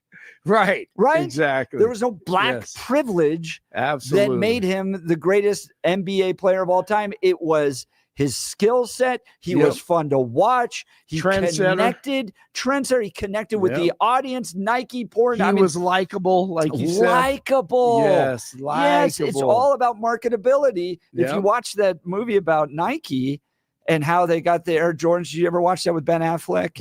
And those guys? Yes. Right? Fun film to watch. Great film. They recognized the opportunity with Michael Jordan. They went all in. They sacrificed all they could to try to land him. They did. It became the biggest selling shoe of all time. It totally changed the direction of Nike. Had nothing to do with Michael Jordan's race. Absolutely. Had nothing to do. It had simply to do with his talent, his likability, his marketability to broad audiences. Caitlin Clark had the same thing. She's not succeeding simply because she's white. It's crazy. Right. And a lot of these players want to act like they're Jackie Robinson. They're not. Okay. They've had a great opportunity to play the game they love and make decent money. Yes. In empty arenas. Stuff we're never going to see. Right. Ever. Exactly. And if you want to be honest about it, I mean, one reason she's likable is she has a boyfriend and she has traditional values. Yeah. Okay. And that doesn't mean that, we're going to you're going to hold it against players who aren't heterosexuals, but that's the fact. I mean, she has traditional values. She's a great player. Megan Rapone, and people want to see that. I think is her name, right? Yeah, whatever. From the soccer. Yeah, that's another right. one. Like that was the reason people didn't like her. Is every time she talked, it was like, I'm criticizing. I'm criticizing and there's all these problems, and you're part of the problem, and all that. Right. And people Get didn't want to over hear yourself. it. They You're didn't want a to hear it. female soccer player. Jeez. Yeah, no, I agree. I mean, if you're likable, then that's a whole different thing. You're great at what you do. It's great that we want female sports. We want women's sports. But quit crying and complaining. You have a great opportunity to play the game you love, make, really good money. And here she comes along and helps them get chartered flights and chartered buses and brings attention to the game. And she's ruining it, just total ruining of her reputation and her opportunities. Yep. And it ticks me off. So you're going to talk about this. Oh, we're this hour, diving. right? We're doing a whole hour. Yes, on this. I love it. And this I'm not going to watch her until she says, you know what, that's a bunch of garbage, because that's why we like sports. Because Right. it doesn't matter if you're white, black, mixed with white and black, or Hispanic or Asian. It doesn't matter. If you can play, you can play. It doesn't That's matter. right. It's just all I mean, about look the at performance on the what's court. Hotani? Is that his name from the Yeah, Dodgers? Shohei, yeah. Right. Mhm. Yeah, exactly. On track record to become one of the greatest baseball, if Mhm. not the greatest baseball player ever. He should have been the athlete of the year, by the way. Yeah, I mean, well, that's but a good point. That's a good point. I could, at the same time, I could see why she was named it, but to go woke on that thing, it's sad, man. It really I'm is. interested to see if Bill has a different opinion, especially being an Okay. athlete himself. So we'll get into that in a second. Yeah. Yeah, he has the soccer take. I have the take of, look, you're playing basketball. It didn't matter if you were Larry Bird or Magic Johnson. You were either good or you weren't. You're good enough to play in the NBA, or you're not good enough to play in the NBA. Has nothing to do with white or black or all that garbage. It's stupid. All right, 23 and clear in Denver, expecting a high of 49 today. The 7-10 5-day forecast coming up. Our top story, DJT is reported to have invited Chinese President Xi Jinping to his inauguration. Laura Westbrook. If his offer is accepted, it would be unprecedented. No Chinese leader has ever attended a U.S. presidential inauguration. Indeed, no foreign leaders have attended one in more than a century. CBS News cites multiple sources who also say officials are making plans for other foreign dignitaries to attend the January 20th swearing-in ceremony. It's not clear whether Xi intends to. 47 vowed to slap a 60% tariff on goods entering the U.S. from China. Last month, he vowed to impose an additional 10% tariff on Chinese goods unless Beijing does more to stop the flow of the drug fentanyl. Support is growing for DJT's plans for mass deportation. Senator Ted Cruz says that more than 650 convicted criminals are on ICE's non-detained docket, meaning they are not locked up by the agency while they await immigration proceedings. And of those 650,000, 14,944 have been convicted of homicide. Cruz used the Capitol Hill hearing to blast Democrats who want amnesty for those who crossed the border illegally and have been living in the country for years. What rational world says America's better off with more criminals? What resident of what blue state says, you know what, America's better off with 20,000 rapists being released into this country? Time Magazine's editor-in-chief on the Today Show. The person of the year who, for better or for worse, had the most influence on the news in 2024 is Donald Trump. Yeah, DJT named its person of the year, Time Magazine. He was selected for what the magazine called a comeback of historic proportions. The magazine added, Trump is once again at the center of the world and in as strong a position as he has ever been. This looks like a job for me, so everybody Yes. just follow me, 'cause we need little Can't get enough.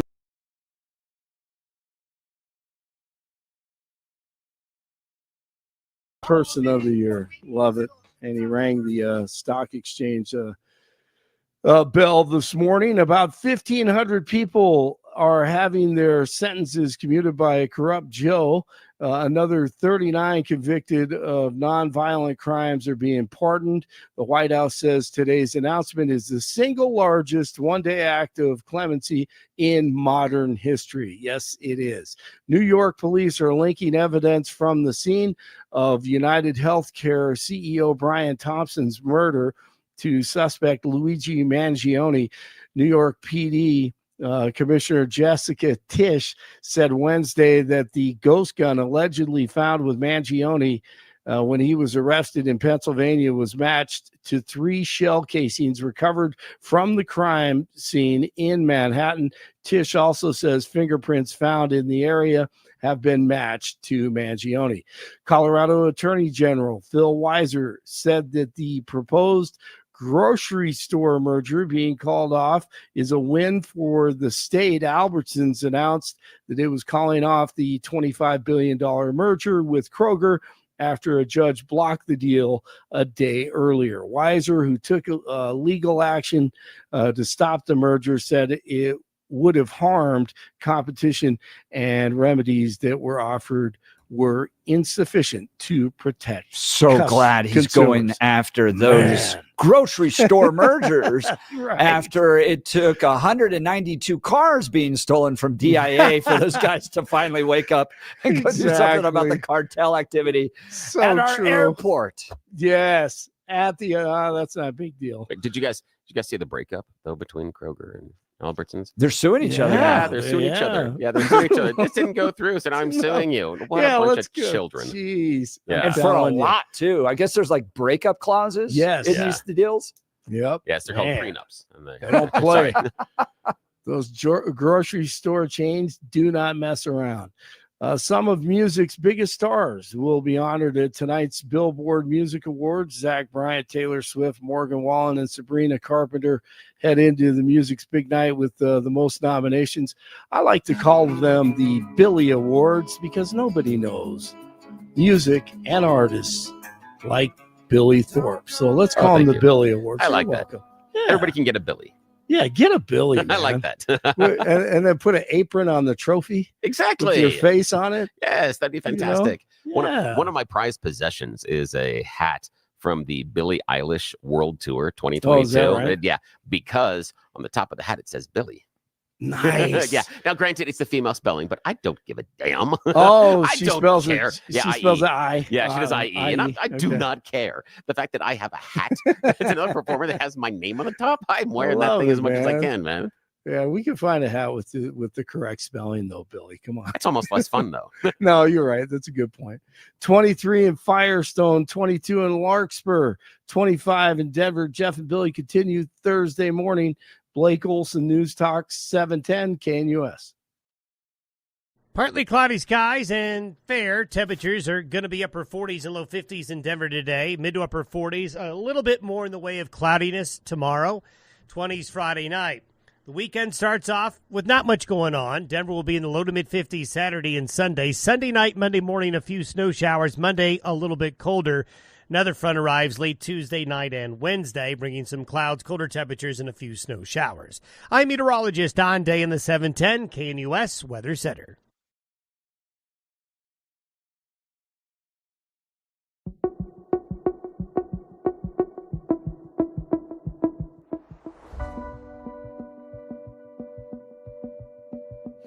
Welcome back to the Jeff and Bill Show. Text messages already blowing up on this, especially with you, Billy.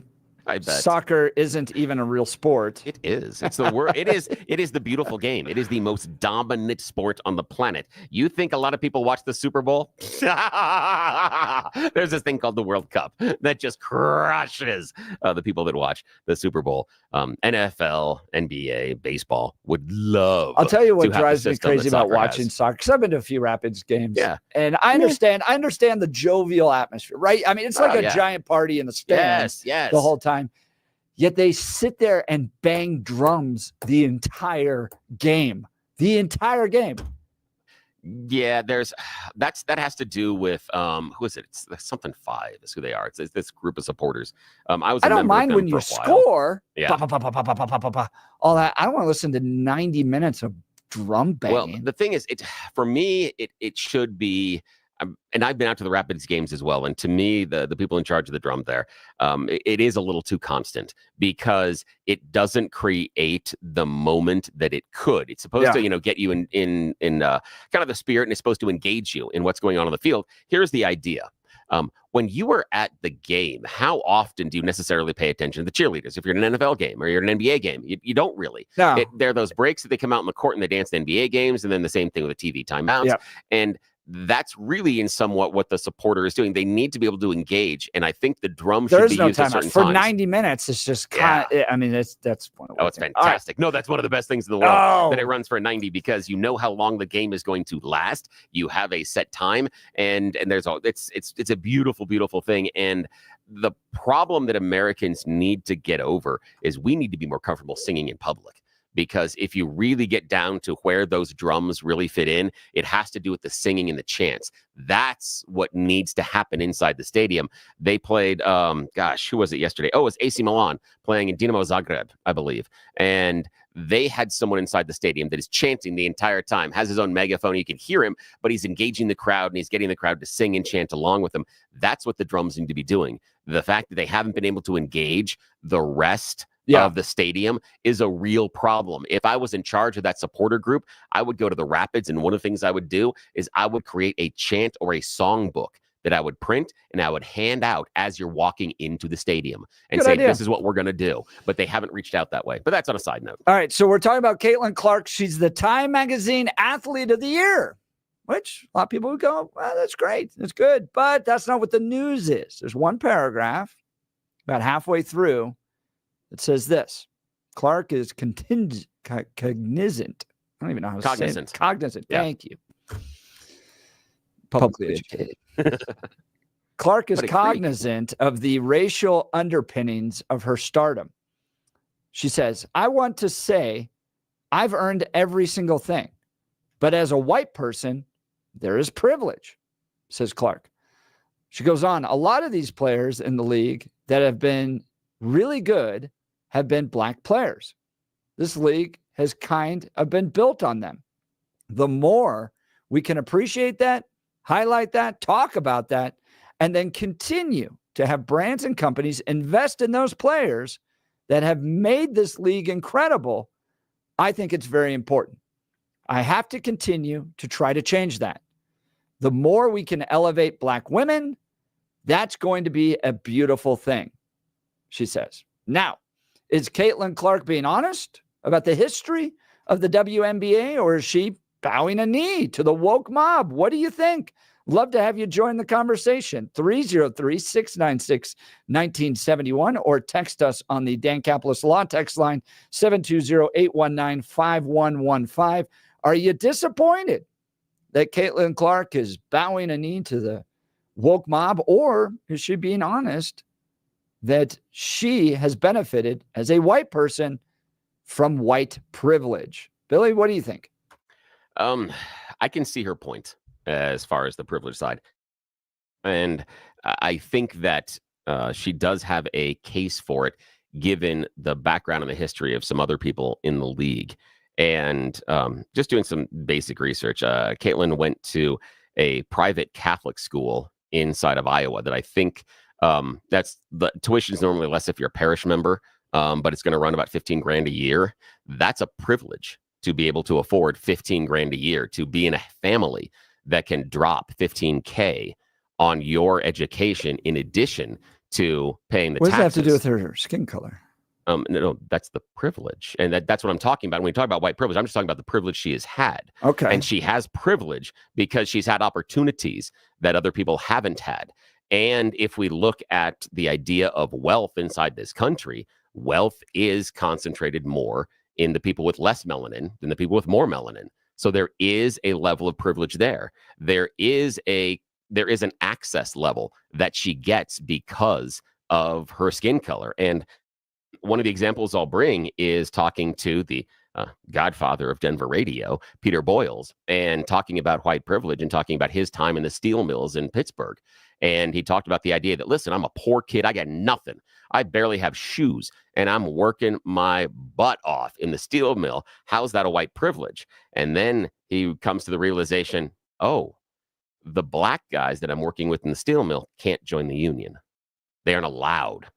So all the benefits that the white workers get, the black workers don't get. That is an inherent white privilege by someone who grew up with the poorest of the poor and is working in a steel mill at the time. And that's some of the example. The idea that Caitlin had the opportunity to go to a private Catholic school that seems to have a fairly good women's basketball program is a privilege that could not have been accessed by other people inside the NBA. And so that's part of the privilege that is inherent in this. And there's part of the media coverage that also is inherent in what she is doing. Now, she has earned a lot of her flowers. I will be more than happy to hand her the giant bouquets of flowers because she is probably the best shooting female basketball player that we've ever had in America. I can't say worldwide. I don't think they play a lot worldwide, so I don't have any perspective. But on American players, as far as female shooters, she's the best. But do you think that there's a systemic effort to keep black players down inside the WNBA? Now, I disagree with the idea of effort. I think there's some things that just happen because of what the WNBA is. And part of that is also what Blake brought up. As far as it's a charity, they can't make money off of it. And so that's part of it. And Caitlin has brought a lot of attention, and she was given a lot more attention and a lot more access, in part because of who she is, but also in part of her background and her skin color.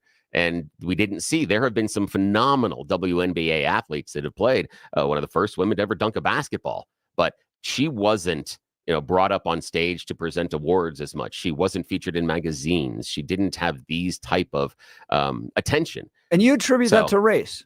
In part, yeah. I think in part, really? Yeah, I do. Because in part, what we're looking at is the larger, how to put this? Okay, demographically, this is a right now majority white nation. It's changing, but you are looking for people that are reflective of your experience and what you look like. And I often refer to Whoopi Goldberg talking about Uhura in the original Star Trek, and Whoopi being amazed that she saw a TV program where someone with the same color of her skin wasn't the help. It was the first time she ever saw that. And she tells the story of yelling at her mom, Mom, come see what she's doing. Come see what she's doing. Because the only images she had seen represented was the help. And so that's what I also think is part of it, is that mirror where unintentionally there is some media attention and other people that are fans because she looks more like they do. They can identify with who she is. And I think, to her credit, though, she's been able to cross a lot of the racial boundaries. But yeah, I do think that there is an element of privilege inside of her experience. If we're looking at it through that lens with regards to promotion, opportunities and stuff like that, how about just the makeup of the league itself? 60% of the WNBA is black. 70% of the NBA is black. If you were looking, if it was reversed, right, and you're going 60% of the WNBA is white, 70% of the NBA is white, well, then the argument would be made that it has white privilege in its makeup. But then when we look at the makeup of those institutions now that are predominantly black, you don't hear people going, well, there's black privilege there.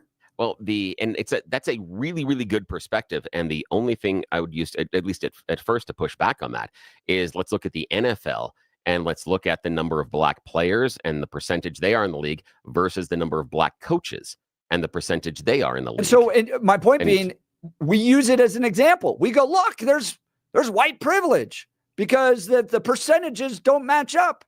And what I'm pointing out is that with both the WNBA and the NBA, they're predominantly, by big measures, made up of black people, but we don't say that there's black privilege. I'm not sure I understand what you mean by that, because is it just the numbers of people? Well, I'm pointing out, like you're in your example, whenever there's a white disparity, we go, look, white privilege. There's more white coaches than there are white players in the NFL. ergo white privilege. But then when you flip the numbers and you go, well, here's examples of where you have higher numbers of black players, like in the NFL or in the WNBA or NBA, we don't use it as an example of there being black privilege. Well, because it doesn't fit systemically through the entire league as far as black privilege. And what I mean by that are coaches, owners, executives aren't reflective of the players on the bottom. And if we had the NFL or the NBA that was largely white and everybody above them was a minority, you wouldn't say that playing in the NBA or getting a career there would necessarily be a privilege based on the color of your skin because of the structure that exists above you. And what that means is the people that are there doing the base level work that are playing, for 5-10 years versus a coach that can go 10, 15, 20, 25 years. That's different. That's a different level of access. I mean, you have a rule inside the NFL that they have to interview a minority candidate because it has been so much of a disparity. And that's where it comes down to, because part of the other reason that there is a privilege inside of it, and it's inherent, is that most people will hire someone that looks like they do, that will have similar background experiences. That's why connections through universities are so strong. Because if I went to CU and I know you went to CU, we now have a commonality. We have a bond. You're like me. So do you think Prime hires black players because they look like him? What do you mean hires? Like, you just said people are likely to hire somebody because they look like them. Yeah, so do you mean by his staff? Yeah. Do you think that his staff and the players, do you think Prime is being racist and hiring people that look like him or to either play or be on his staff? I think he's hiring people based on common shared experiences that are like him. And that would be like Warren Sapp, someone that is a former NFL player that has that experience. And he's not going out there and he didn't hire Moose, Jim Johnston. He didn't hire him. And so that it's somewhat of a reflection. Yes. And it is natural. And again, we all have that inside of us psychologically. And that's part of something that we should recognize. Should there be efforts then against Deion Sanders and quotas saying you've got to hire a certain amount of white people, or you've got to at least interview a certain amount of white people? I don't care. Look, I've seen him play. It was what a privilege, right? Yeah, the staff looked predominantly black. They're winning. I don't care. They're doing a great job. Look at the amount of revenue they've brought to CU, the impact they're having, the great players they're having. I don't care if Deion Sanders, I don't want to force quotas upon Deion Sanders that are arbitrary based upon race. I want him to hire the very best he thinks can help him win, and you just judge him on it. But winning is a salve. And so winning is a what? A salve. It's basically it's a cream that makes everything better. And so that's the idea, is that winning makes a lot better. There may be a whole heck of a lot more critique about who he's hiring and who he's surrounding himself with if the program was failing. And there may be some questions. Race. I wouldn't. It sure could be. It sure could be. The idea, and the idea would be is not hiring the right people. Right. I just want a meritocracy. I just want the very best. I don't care. Look, if Harvard is just full of Asian kids, I don't care. I actually think that America would be better served that way if you had all the really smart kids together learning. But we then come up with these arbitrary racial rules that somehow if Deion Sanders has all black staff or Harvard's all of a sudden full of Asian kids, that somehow there's racism happening there. Well, I don't think there's racism happening. Well, understand the people that push back against most about the idea of that, as far as especially Ivy League schools, are the people that are the legacy students. Those are the people that are the real privileged students inside of. If you're talking about affirmative action and people that have a privilege, it's the legacies. It's the people that because but I want to stay focused on race here. I know, but that's part of the conversation, because if you're siloing it as far as race, we're not acknowledging the other aspects of where privilege exists inside of our society. And what I mean by that in the legacy side of it is you want to focus on the race thing, but we have an example of something that is privileged that is based on socioeconomic status and mostly concentrated in people that have lighter pigment in their skin. The people that benefit most from legacy. So I agree with you. I agree with you that there's. I'm not saying that there's privilege that doesn't exist in this world. There's clearly privilege that exists, but then you pivot into race, and that's where I think we disagree. Is that pivot that because there's privilege, yes, but then yes, it concentrates it into white people or Asian people or Hispanic, whatever it might be, but then we say because that Ergo, there's racism. I think that's where I disagree. Well, for me, I still remember the first time that I experienced direct racism, and it was with my cousin. And my cousin comes from a mixed family, and he's 6 months older than I am. And we're hanging out, and we're wandering through a store, and I realize we're being followed by store security as we're going through this department store. And I'm like, "What the hell is this?" And he goes, "Don't worry about it, it's me." I'm like, "What?" He goes, "Happens all the time. Happens all the time." And this is in the late 80s. And that was my first exposure to the fact that wandering around the store with a guy that did not look like me, that didn't look like the security guard, that didn't look like the staff there, raised red flags for everybody in that department. And now we were a risk simply because of the melanin in his skin. We'd love to have you join the conversation. As you can hear in the background, phone lines are starting to light up. Give us a call, 303-696-1971, 303-696-1971, or text us on the Dan Caplis Law text line, 720-819-5115, 0459. White privilege is not the right phrase. It should be called white novelty, similar to the NFL when black quarterbacks started showing up. That's an interesting. I'm not sure I understand. That's an interesting idea behind it, and I'll get to the phones here. We'll talk in a second. Yeah.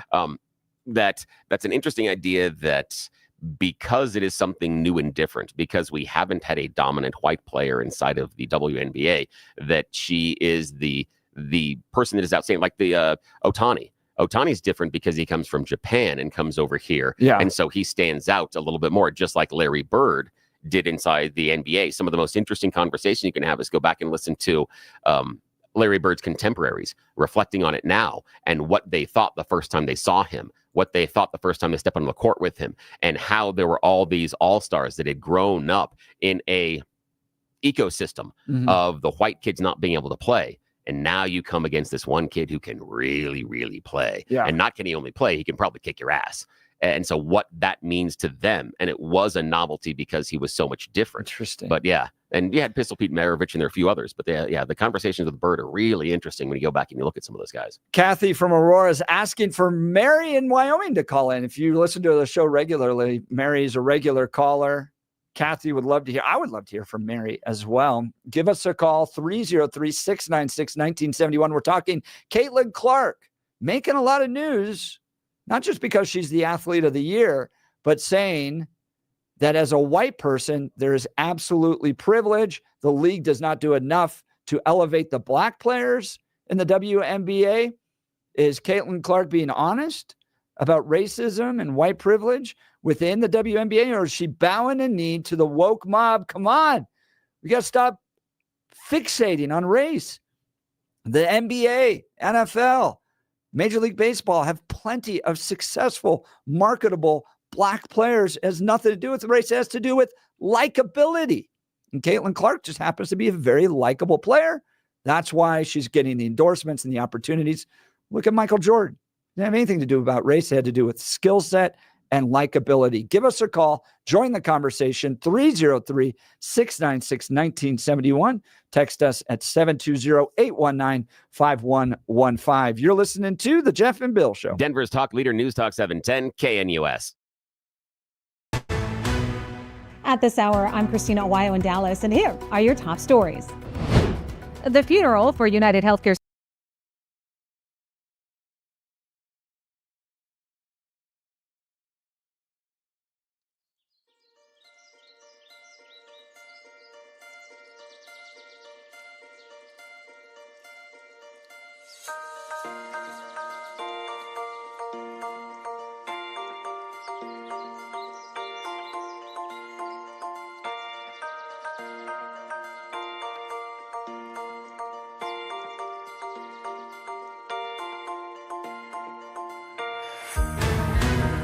At this hour, I'm Christina Owayo in Dallas, and here are your top stories. The funeral for United Healthcare CEO Brian Thompson was held in Minnesota on Monday. Police provided security at the funeral service for the father who was killed last week in Manhattan. More than a dozen state troopers and about 100 cars were all gathered outside. Security was tight as a drone was seen flying overhead and a sniper was in position on the roof of the church. No outsiders were allowed to attend. After a 5-day nationwide manhunt, 26-year-old Luigi Mangione was arrested and is being charged with his murder. The gun found on Luigi Mangione, the suspect in the murder of United Healthcare CEO Brian Thompson, matches shell casings found at the scene of the crime, according to New York's police commissioner. Commissioner Jessica Tisch also said lab results matched Mangione's fingerprints to a water bottle and protein bar wrapper found near the scene of the killing. Police are still trying to pin down a possible motive. However, writings found in Mangione's possession hint at a hatred of corporate greed, a capitalist society, and the healthcare industry. Mangione remains jailed in Pennsylvania as he fights extradition to New York. The New York Police Department's top detective, Joseph Kinney, said that prints were not found on the bullets that killed Thompson, but there was one fingerprint on a cell phone that was recovered. That's what you need to know at this hour. In Dallas, Christina Aguayo, Salem News Channel.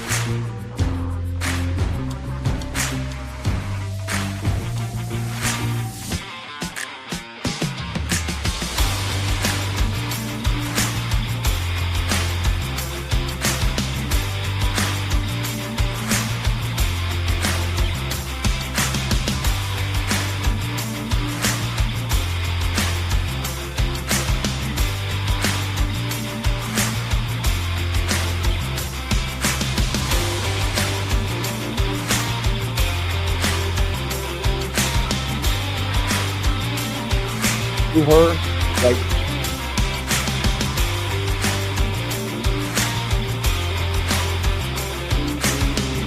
with baseball, of black players not only succeeding in those leagues, but having major endorsement deals, making tons of money. And our culture isn't racist. It just focuses in on sports skill set and likability. And Michael Jordan, for example, very likable, very successful in sports. And as a result, brands flock to him because he transcended all races, all that, and was just able to help these brands sell their products. So the reason that black women haven't been as successful in the WNBA is just they haven't hit those same things that Caitlin Clark did. It has nothing to do with race. It has to do with skill set and likability and general marketability. What do you think? Give us a call, 303-696-1971, or text us on the Dan Caplis Law text line, 720-819-5115. Let's go to William Littleton. Good morning, William. You're on the Jeff and Bill Show. Morning.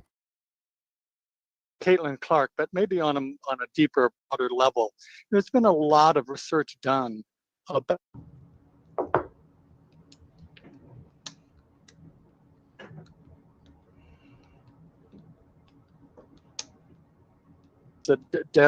delved into genetics and why men seek certain sexual partners, as do women, you know what I mean? And we think it's on a conscious level, but it's not. There's other things. And then you talk about Kahneman's thinking fast, thinking slow, the book Free Will, a bunch. But the point about it is what they've discovered, and I think it's accepted scientifically, is that a lot happens before those decisions reach our conscious mind.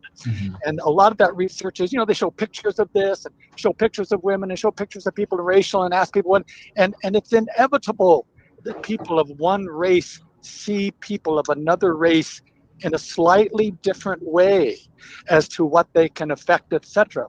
And so what I say about myself, for example, is that on a conscious level, I do not consider myself to be a racist.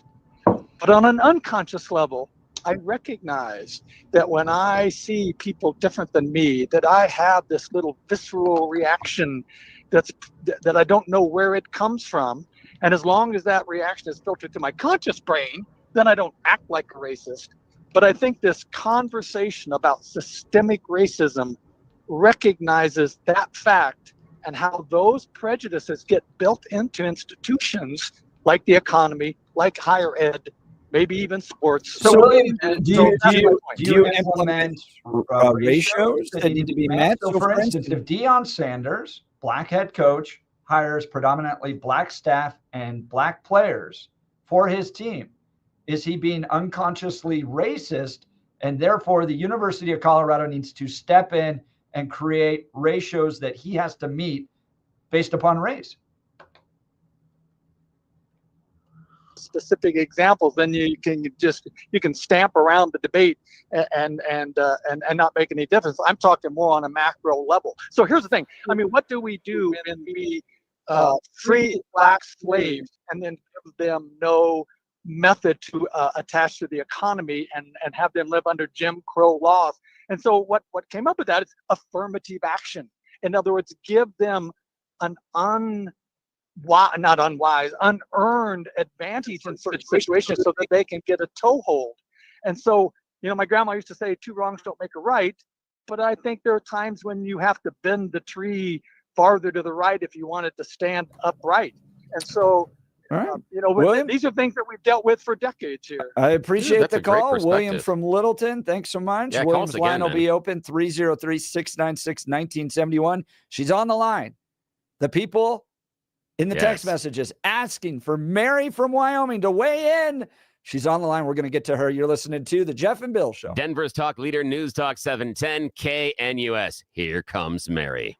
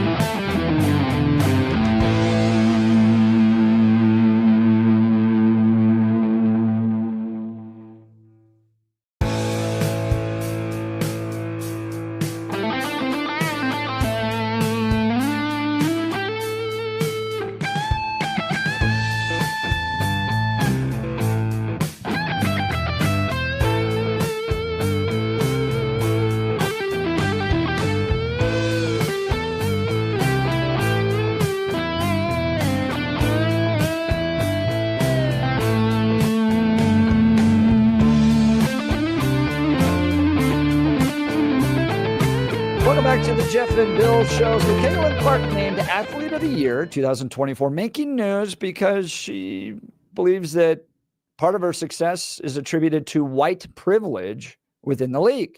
Is she right? Is there systemic racism that permeates the WNBA and she's emerged as a superstar because of her race? Or are there plenty of examples out there of Black athletes not only succeeding in these leagues, but getting major endorsement deals? And it has to do with likability in this country. That's more important. Lots of text messages asking for Mary from Wyoming to weigh in. Mary's on the line. Good morning, Mary. Thanks for joining the Jeff and Bill show. Yeah, thank you so much. Good morning, gentlemen. Good morning. I don't know if I'm going to have the answer that people are looking for, but on a personal level, I think she's a classy woman for acknowledging what the history of the women's league, and that it was predominantly Black women that participated, but she earned where she is from her skills. She should not have to apologize for being a skilled basketball player. That's good. What I struggle with is that the other parts that you're talking about, the systemic racism, immediately what came up to me is how our country has tried to respond to it. It was with affirmative action. Black people at that time had a choice. They could go with, like what many of and I'll say the majority did, they chose the government handout. They chose welfare. Welfare was easy to do. You didn't have to work for it. You didn't have to put any effort into it. You got a check, you got the money. If you took the affirmative action and decided to go to school, because we were prohibited from going to any colleges, that's why the Black colleges, Black universities are so important. That's how we got our education. And also the religious schools. I went to 12 years of Catholic school. They called it a finishing school, which was at that time where I had 4 years of Latin. That was the leg up that I had in the job market. And that I didn't speak Hispanics when I went for my interview. I spoke English because my parents, I was fortunate to come from a family with a father and a mother. And that made a difference. So I can say I had a leg up because I did have that private education. Now, that private education, I cleaned classrooms. I had to work. I was under scholarship. So I wasn't privileged. I mean, it was hard. I went to schools with a lot of the very rich, because it was that type of a school. And I had to chuckle because they have a reunion and they always want me to come. Those people hated me. They didn't treat me well. No. Why the hell, excuse me, why like would that. I want to go back and visit with them? I agree with I'm you. sorry. I'm That's sorry. awful. So They didn't give me any privilege. No, and they probably pointed you out because you were the person that was emptying the trash after school, that you were the person that was pushing the broom, and some of them probably figured, yeah, you're here with us, but there you are doing the job you actually deserve. Right. Yeah. So I'm just saying, but I chose the harder road. I was a single parent, and all I'm just saying, I chose the harder one, and that was work. But Mary, And I felt want to ask you about the WNBA though. So with every other sports league, you've had people of lots of different races elevate to the very top of those leagues, get major endorsements, all that stuff. Why do you think it was Caitlin Clark that was really the first one to emerge from the WNBA? Do you attribute it to race? No, her skill. I mean, I enjoy watching someone who's skilled. In other words, no, it's her skill, and she should be happy that is what she was being rewarded for. Like I said, it was classy of her to mention that the history of what the Black players had put into it, because they did do the daily grind to bring it to get even the knowledge that when she came into it, it was a big deal. So all I'm just saying is that I'm with Blake on that. She should not. I have problems with that whole weight thing with and pronouns and all the rest of that. I have problems with reparations. I don't think you have history of whatever culture, the United States. This is our history. We can't keep going back and trying to change it. Mary, I want you to know that people honor your perspective so much that they were texting and begging you to call in. Yes. That's how much they love you. I hope that starts your day off on the right foot. Can I say one other thing? I will end up. There's a book out there that I think you'd enjoy reading. Custard Died for Your Sins, an Indian manifesto. We'll check it out. You're listening to the Jeff and Bill Show. KNUS.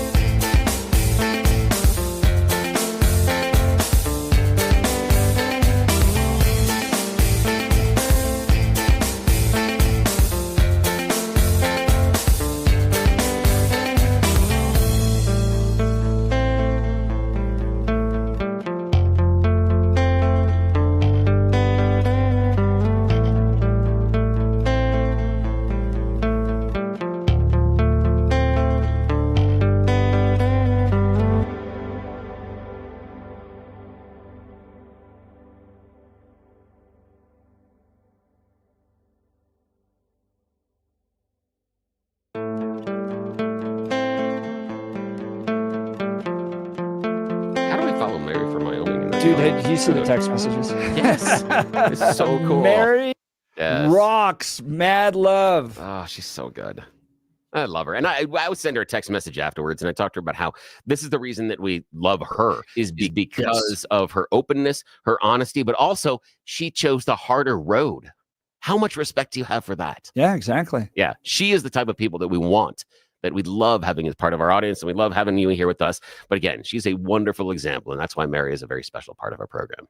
Love you, Mary. Thanks Love so ya. much for calling in, and know that the audience was calling for you. It's like we were at a stadium and she hadn't taken the field yet. Yes. And the crowds were going, Mary, yes, Mary, and they're Mary. yes. And in international soccer, there are songs you will sing to the players that you enjoy and you have, and there's a thing about it that's yes, and that's what it was. Is the fans, the Jeff and Bill show, were singing Mary's song. We That's appreciate right. it. Thank you so much. Great conversation on Caitlin Clark, race, WNBA, all that stuff.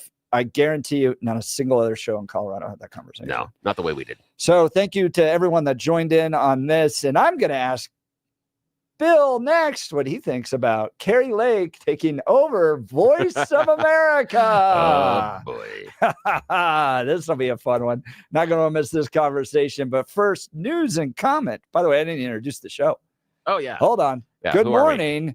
My name's Jeff Hunt, Bill Thorpe.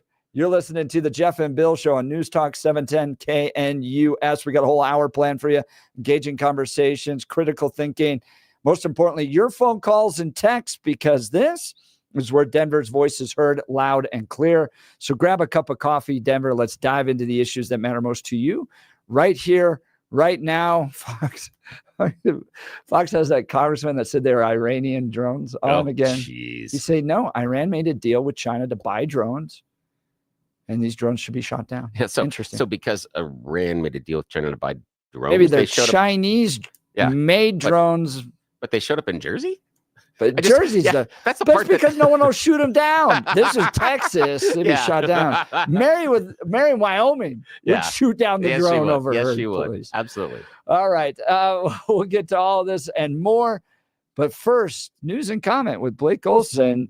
Blake, Mary agree with you on that one. Man, Mary is awesome. She deserves, you know what? She needs a walk-up song, like the baseball Walk-up players song. say. How about some aprons with her picture on it? Yeah, oh, there you go. Yeah, The don't Mary worry, man. apron. I think everyone in the KNUS listening audience would buy those. Absolutely. I'd buy one. Yeah, she is awesome. Can we take everything that Liz Cheney has benefited from Wyoming and give it all to Mary? Please. That's a reparation I would support. Yep, I'm right there with it. She is awesome. No, great job, guys. Great segment. 29 and sunny in Denver, expecting a high of 49 today. The 7-10 5-day forecast coming up. Our top story.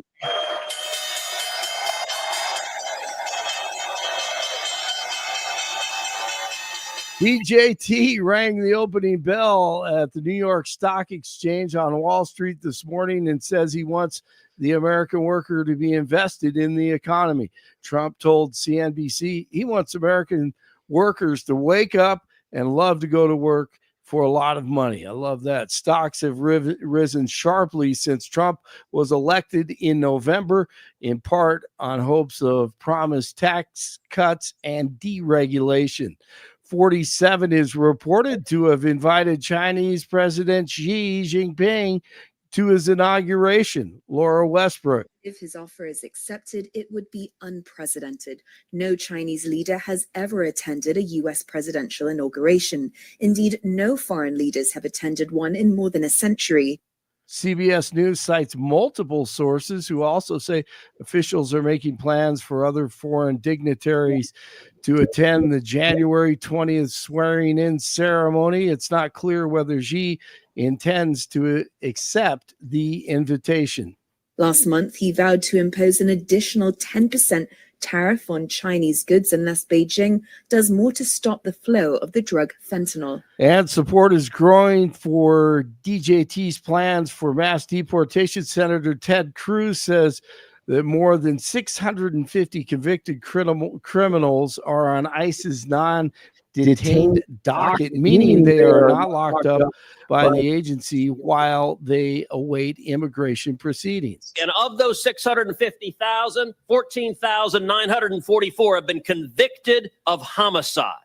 Cruz used a Capitol Hill hearing to blast Democrats who want amnesty for those who crossed the border illegally and have been living in the country for years. What rational world says America's better off with more criminals? What resident of what blue state says, you know what, America's better off with 20,000 rapists being released into this country? Time Magazine's editor-in-chief on the Today Show. The person of the year who, for better or for worse, had the most influence on the news in 2024 is Donald Trump. DJT, named Times Person of the Year. He was selected for what the magazine called a comeback of historic proportions, and that had to pain the editor-in-chief, Sam Jacobs. You know what? Let's hear it again. The person of the year who, for better or for worse, had the most influence on the news is Donald Trump. This looks like a job for me.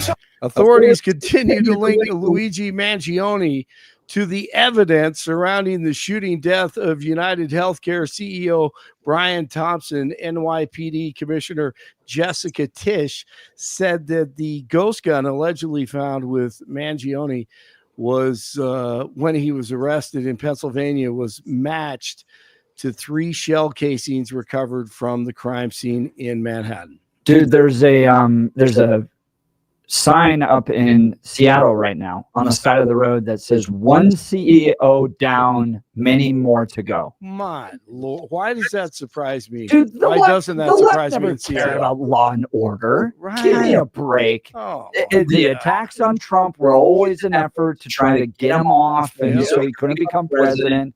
And now that there's somebody that blatantly shot and murdered somebody in broad daylight, with intent. This isn't Daniel Penny trying to stop somebody on a subway. Sure. This guy purposely targeted to assassinate somebody, and the left is just cheering him along. Didn't Trump say that he could shoot somebody in the middle of Fifth Avenue and not lose a voter? That was Channel 9, Bill. No, but didn't he say that though?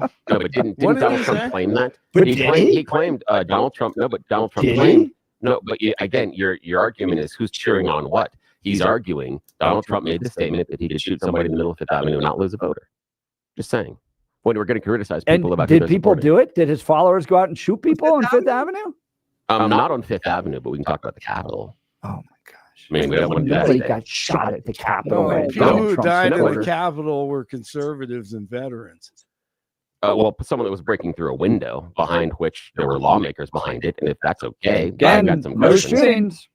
No shootings from Trump supporters. Yeah, but we did have 140 law enforcement people who were injured that day. Some of which never were able to go back to the job. Some of which had to have surgery. Some of which received crushed vertebrae. Some of which had other spinal injuries. There were other people who died, who at the hands of law enforcement or undercover law enforcement. No, there was nobody died. There was nobody there died that under undercover law enforcement, Blake. That's incorrect. And the person that did die there on that day, that wasn't a medical emergency, was trying to break through a window that was barricaded. The door was barricaded. I'm It had law pointing out enforcement that behind. there are signs in Chicago or in Seattle saying one CEO down, many more to go, and somehow we ended up with Trump. No, all I'm saying, I'm just looking for some equity in the conversation at times, because if we're sitting here saying, did Donald Trump encourage people to go shoot people? Because that's what that sign's doing. Not necessarily. One CEO down, many more to go. Trying to normalize it, saying where in that statement does it say go shoot them? That's what it's referring to. No, it's cheering them the death, on. But I know, but there was a lot of cheering on about people in January 6th too. We're doing a party. Yeah, but the only people, we're cheering. the only We're cheering them. people killed were conservatives. One person that was trying to break through a barricaded door. I'm sorry, but don't tag them as conservative or liberal. It doesn't matter. They're trying to break through a barricaded door behind which there are lawmakers, and there was a person standing there holding a gun. And the person that got shot, Ashley Babbitt, was trying to crawl through a window that was busted out. I'm sorry, but if someone has a business or a home and someone breaks a window and is trying to crawl through and that person gets shot, no sympathy. Same thing here. But No other sympathy. doors were being opened to allow them to get in and inviting them in to walk around and again, we shouldn't tour. do this. We shouldn't do this today, but it wasn't invited and they weren't toured, and there's a reason behind that, and that's explained inside of the protocols for large groups, and we've gone through it before. Time They will weren't tell. invited in. Time will tell. Yes, and Tucker still hasn't found those undercover FBI agents. All this time, there's still hasn't plenty, found them. There's plenty of video. Where are they? It's Where is all over Tucker the place. has it. No, Tucker has the video, and he can't point to a single undercover FBI agent. Not a single one. And he has every minute of the video. And he can't do it. He said he was going to. On his show, he stood up and said he was going to do it. Be assassinated in broad daylight. No. We do it at dark. Sorry, that was just tongue in cheek. I'm not saying it seriously. I just had to add that because sometimes the voice is in my head. It's very funny. Yeah. Oh man, I can't wait. The next 4 years are going to be awesome. Albertsons is suing Kroger following a decision by a federal judge to block their merger plans. The grocery chain filed a lawsuit against its main competitor, accusing it of breaching its contract and claiming Kroger failed to do all of it. What is this? $25 billion merger, and the deal Albertsons is seeking billions of dollars in damages from Kroger, along with a $600 million termination fee. Grand jury has indicted a man in the collision that killed NHL star Johnny Gaudreau and his brother in southern New Jersey. A grand jury indicted Sean Higgins on a slew of charges, including aggravated manslaughter and reckless homicide. Higgins is accused of being drunk while driving and then hitting the Gaudreau brothers while they were riding bicycles in August. It's 25 in Westminster, 26 in Parker, 29 in Denver. Jeff and Billy continue Thursday morning. Blake Olson, News Talk 710 KNUS. Thank you so much, and thanks for the argument on that. I appreciate that. Have a good Denver today. Mid to upper 40s. A little bit more in the way of cloudiness tomorrow. 20s Friday night. The weekend starts off with not much going on. Denver will be in the low to mid 50s Saturday and Sunday. Sunday night, Monday morning, a few snow showers. Monday, a little bit colder. Another front arrives late Tuesday night and Wednesday, bringing some clouds, colder temperatures, and a few snow showers. I'm meteorologist Don Day in the 710 KNUS Weather Center.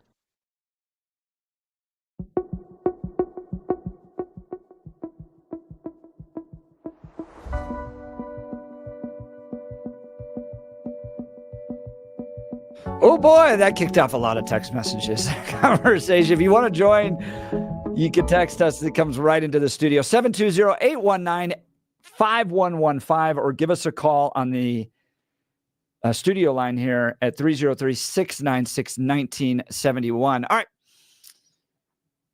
Trump taps Kari Lake as head of Voice of America. Here's the Associated Press. President-elect Donald Trump said Wednesday that he's picking Kari Lake as director of Voice of America, installing a staunch loyalist who ran unsuccessfully as Arizona governor and senator to head the congressionally funded broadcaster that provides independent news reporting around the world. Is that true? Is it independent news reporting? I thought, Billy, you were saying that it's basically like American propaganda. Anyways, it reaches a lot of stations. I think well over 300 different stations around the world. I don't know that much about Voice of America. I see it when I travel internationally, but I don't know much about it. Does it have a big impact globally? It is independent journalism as much as it can be, not controlled by the states you're necessarily broadcasting it into and around. That's why it's independent, meaning that we control it. So that's where it comes from, the independent side. But it absolutely is the voice of America. And so it speaks with the voice. That's the idea. It's the thing that you do. You set up the radio station right next to the border of North Korea. And that's broadcast the idea. it in. Now you're on the Armed Forces Network. Yeah, I'm on So AFN. what's the difference? Armed Forces broadcast only to the bases. It's internal. It's an internal control. Okay. So it only goes to the 1,000 military institutions on the planet and the International Space Station. It's that. So it's that controlled. And there is a lot of things we got to do in order to get through the firewalls. A lot. It is really difficult. The checks that they have on the stuff that we send them and what we have to do is fairly strict. They run anything that we send them through a long process. It takes almost 3 times as long for any voice tracks that I send to AFN to get through the system versus a usual affiliate, because they're looking for nefarious actors. They're looking for stringy code that might be in there. They're looking for for anything that could possibly be updated into the system that could give a nefarious actor access to the Interesting. system. So there's a Wow. whole lot of things that we have to do. And there's 3 layers of uploading for even logs. Oh, God. Having to upload music into AFN. Oh, good Lord. You might as well have to take a blood test. It is. But I understand why, because it is a communications route that directly impacts and is heard on the bases. So that's different than Voice of America, which is the external broadcasting network. And that's one. And on a side note, I ran into, and this is really weird that we bring this up with the Voice of America right now. I went down a really weird rabbit hole about a week and a half, doing about a 35, 40-minute quick documentary about an Englishman who was broadcasting into Nazi Germany and how he was one of the most effective guys at countering Nazi propaganda, and how Isn't that he went Tokyo about Rose? it. No, it was. But I mean, on the other side, right? That same on the type other of side. thing, Tokyo Rose? But they went after it completely differently, and how they created 40 different broadcasts, not necessarily stations, but shows, and what they were doing. And the brilliant thing about it is they were covering it and presenting it as if they were loyal Germans, but tongue-in-cheek telling you, no, we're the British, and we're telling you this. And they were using German POWs and a whole bunch of other stuff, and what they were doing to counteract the Nazi message inside of Germany, which was fascinating, because the thing that they found worked the most, being as vulgar as possible. And that was something that was a shock when they discovered it, that the more they had their host curse, the more the average German identified with them. It was a really interesting discovery for them, but I won't go down that rabbit hole too far. But yeah, it was phenomenal. And that's kind of what this is. How long before progressives in Congress are calling for Voice of America to be defunded now that Carrie Lake's in charge of it? Next Tuesday? I was going to say, they're already tweeting it. Yes, they already Right? are. Yes, they already are. And it's just, for me, it's weird that, we talked about this a little off air. I can't figure out how Carrie Lake's going to balance being governor and senator and running Voice of America, because she doesn't think she lost the other 2 elections. So now she's got 3 jobs. That's amazing. She's going to have to be governor of Arizona while also running Voice of America, which the thing is, she's taking this job, which tells you exactly at her core whether or not she really thinks that she lost the governor's race, or whether or not she really thinks she lost the senator's race, or if it was just a bunch of propaganda, which could be an endorsement for Voice of America. I love it when the progressives get all tied up on this stuff. So here we go. Budget for Voice of America, $267.5 million. They have a staff of 961 people. They reach a worldwide weekly audience of approximately 326 million. Holy cow. And he just handed it over to Carrie Lake. Yeah, I know. Like, good luck with this. I love it. I love it. One, because now we get to ask the honest questions whether or not the federal government should be funding these things, which, look, if Republicans cannot get PBS off the government dole, I'm going to have a hard time continuing to be a Republican, even though I will be. By the way, huge tweet yesterday on this, on the unaffiliated thing. I think I'm nearly like 20,000 impressions. We should talk about that. That's a really good one. But That's a really good one. Look, the government shouldn't be funding PBS. It shouldn't be funding National Endowment of the Arts. You might be able to make the argument the Voice of America carries this and is a kind of American propaganda throughout the world. There's a role for it. All right. Is there a role for it when we're $36 trillion in debt? I don't know. Feel free to give me a call. But if this thing is going to exist and is going to reach all these people all across the globe, yes, absolutely put Carrie Lake in charge of it. One, because it will be good American propaganda, American first propaganda, none of this woke stuff. And number 2, man, it's going to drive the progressives crazy, and they might not want to fund it anymore. And all of a sudden, we get some fiscal conservatives out of the Democrats. So for both those reasons, I love it. It's for me, it's funny. It's the idea that I understand why, based on, her news experience and presentation, but she recently has become, in my opinion, unmoored from reality.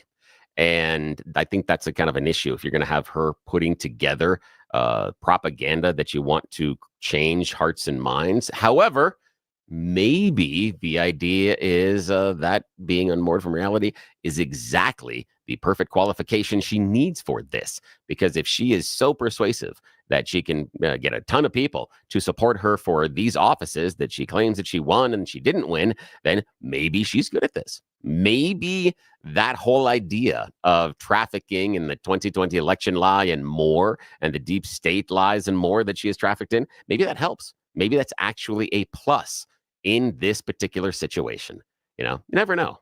I got to tell you, going back to this, if Republicans can't at least get PBS funding cut when we're $36 trillion in debt, like if you can't even get that done, why the hell are we even electing you anymore? And that's just crazy. See, and that's an interesting one, because I don't think they're necessarily that large of a budget item. You could zero that out, and I don't think it makes that much of a difference.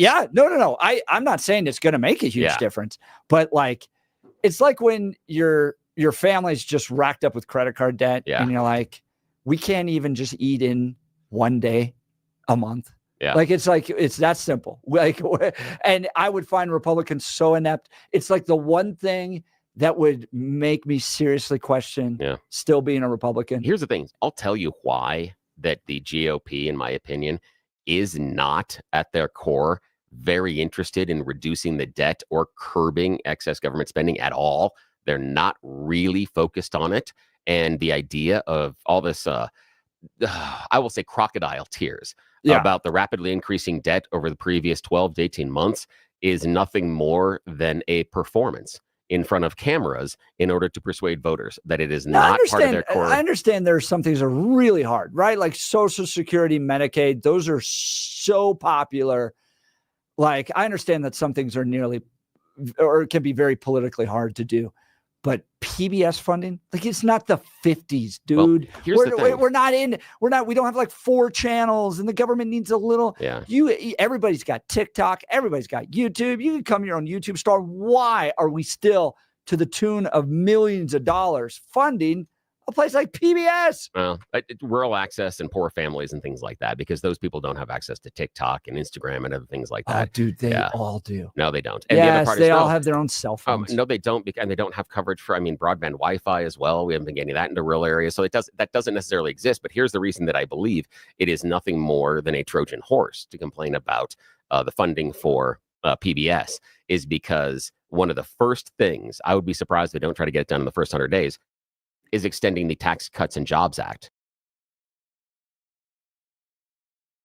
Going to have, and that is going to add $4 trillion to the deficit in the next decade. It's going to happen. It's what happened last time. It's what's going to happen this time. So if we are worried about a deficit expanding, if we are sitting here and all those lawmakers that cried crocodile tears, what are we doing to the kids and the future generations? And we can't do this. Elon Musk talking about how you can't run a business this way. Billy, tax cuts don't increase the deficit. Yes, they do. It's going to cost. Improve revenue. It comes in and helps the country. No, it doesn't. Well, then where did it happen? Just looking at progressive economists where did it happen? That believe that all the revenue we come in for this country only happens if we hammer the rich and steal all their money. No, but how come it created a deficit during the last administration, during Trump's? It did. Because we need to deal with spending. No. Not tax cuts. Spending. So you think that you're going to be able to find $4 trillion in tax cuts and in spending cuts that you can make in order to offset? Start with PBS, but that's not even close, and that's the issue. And that's the issue. That's why I'm saying if they can't even get that done, and that's why. But they're not serious about it. Yeah, but they're not serious about it, because if you really were worried about the deficit, you don't extend the Tax Cuts and Jobs Act. And we've talked about the Laffer curve. The Laffer curve only works the top parts of it. It's not a true mathematical proof. It has no theorem backing behind it. It doesn't work universally. It doesn't work based on the numbers. It's not mathematically true. It's mathematically true inside of a very small window in which that can happen. And we had it last time, and it didn't happen. And it's not going to happen again. It's going to add another $4 trillion.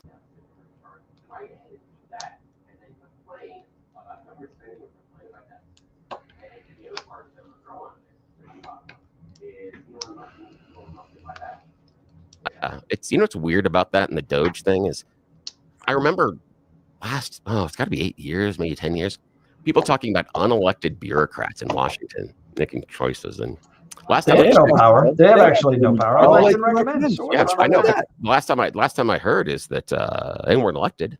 They're just becoming bureaucrats. They're inside Who's the just going to mechanism. make recommendations? Yeah, It's not like the federal government gave them any power to cut anything. Yeah, but then again, someone that is a bureaucrat inside the Washington machine can't necessarily affect that large of a change either. If you're a mid-level accountant inside of the IRS, not much you can do there to affect any major change. Same thing. But You don't when have the there's levers of tens of control. thousands of them. But you don't have the levers of control. It's a deep state. No, that's a fallacy. All right, I want to talk to you about my friends over at Black Eyed Pea, where you should spend your money. Not with PBS, not with National Endowment of the Arts. Spend it over with our friends at Black Eyed Pea. It's locally owned, operated by Steve and Michelle. I love this restaurant. It's home-style cooking, worth going out for. They got 8 locations all over the city, so there's sure to be one near you. When's the last time you took the family to eat at the Black Eyed Pea? Here's what's great about it. All right, so it's comfort food. It's going to make you feel. It's also make America healthy again. Because for us on the conservative side, being healthy isn't eating what the crazy progressives are trying to tell you to eat. For us, it's about quality, healthy food. And when I go into the Black Eyed Pea, I get quality meatloaf, quality vegetables, even quality desserts, all handmade. This stuff's fresh, comes from Colorado. They've got daily specials. They've got senior discounts. My whole family loves it. My teenagers, my parents. So you got 3 generations there, okay? Be sure to check out some of their new items. The stuffed spuds, 8 different and delicious baked potatoes. Here's one, the chopped steak spud, the sweet pork spud, the meatloaf stuffed spud, and the broccoli and cheese stuffed spud. There's more. Everyone in your party is sure to find a favorite. So make your dinner party, rehearsal dinner, wedding reception, or company event a success. They even have Black Eyed Pea catering. And no matter what occasion, Black Eyed Pea gift cards are always great, whether you purchase them for your spouse, birthday favors, or holiday presents. They have you covered. I love everything about this restaurant, and I know you will as well. Keep it in Colorado and visit a Black Eyed Pea near you. Bradman wants to know why we didn't put Carrie Lake in charge of PBS. What would happen to Sesame Street if Carrie Lake was in charge of it? Bill, what do you think?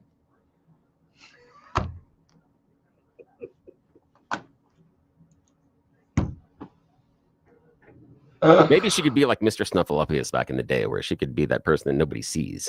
that still is the best part of it. Oh, that's what we need. Again, I love the fact that the whole world is going to get to be exposed to Carrie Lake's thinking, and it is going to drive the progressives crazy to the point that maybe we shouldn't be funding all these government programs. What do you think? Give us a call, 303-696-1971, or text us on the Dan Kaplan Law text line at 720-819-5115, 720-819-5115. So, Bill, speaking of parties, I went after the real golden calf in Colorado politics yesterday. Ooh, what is that? So my wife and I were doing some numbers crunching. Right? We were looking at Elbert County voters and Douglas County voters, and we're looking at current voter registrations. And these numbers aren't accurate, but I'm using it for example purposes. Douglas County, it was like 50,000 registered Republicans to 15,000 registered Democrats to 250,000 registered unaffiliates.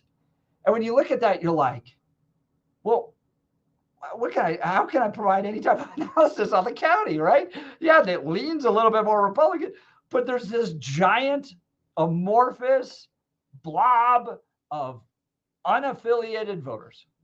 So I tweeted out, people shouldn't be allowed to register as unaffiliated in Colorado.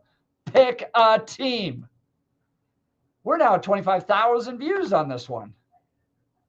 Over at KOA, Mandy Connell weighed in. She said, this is absurd. I'm no longer a Republican because the party here is not something I want to be associated with. Its current leadership. I should not be forced to, quote, pick a team when there is not a team I want to be a part of. I thought you were a freedom guy, Jeff. And I responded, I disagree. Our unwillingness to join political parties is reflected in our unwillingness to join anything. Churches, membership organizations, anything. We don't join anything. We're just amorphous, unprincipled floaters.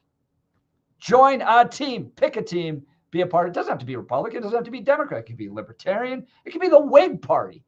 But the fact that some of these counties are not just a little bit majority, but massive, amorphous, unaffiliated voters, to me, it just comes across as unprincipled.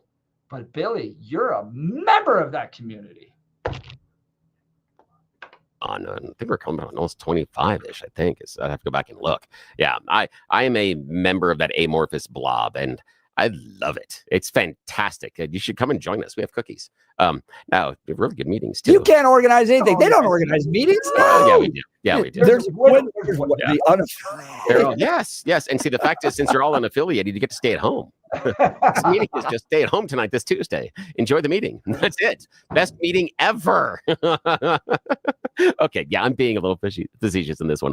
I like it and I appreciate it because for years I've wanted to just burn down both political parties. I feel that the political parties on both sides, and I think that we're seeing this reflected in some of Colorado's voter registration, are the idea that you have to choose a team, and once you put on the jersey, now you have to ascribe to everything that we do, and you have to support everything that we do. And you are somehow, again, we talk about there's a Rhino Watch website here in Colorado because someone that has chosen that R on their voter registration isn't pure enough, doesn't pass our test as to who should actually be allowed to wear the jersey.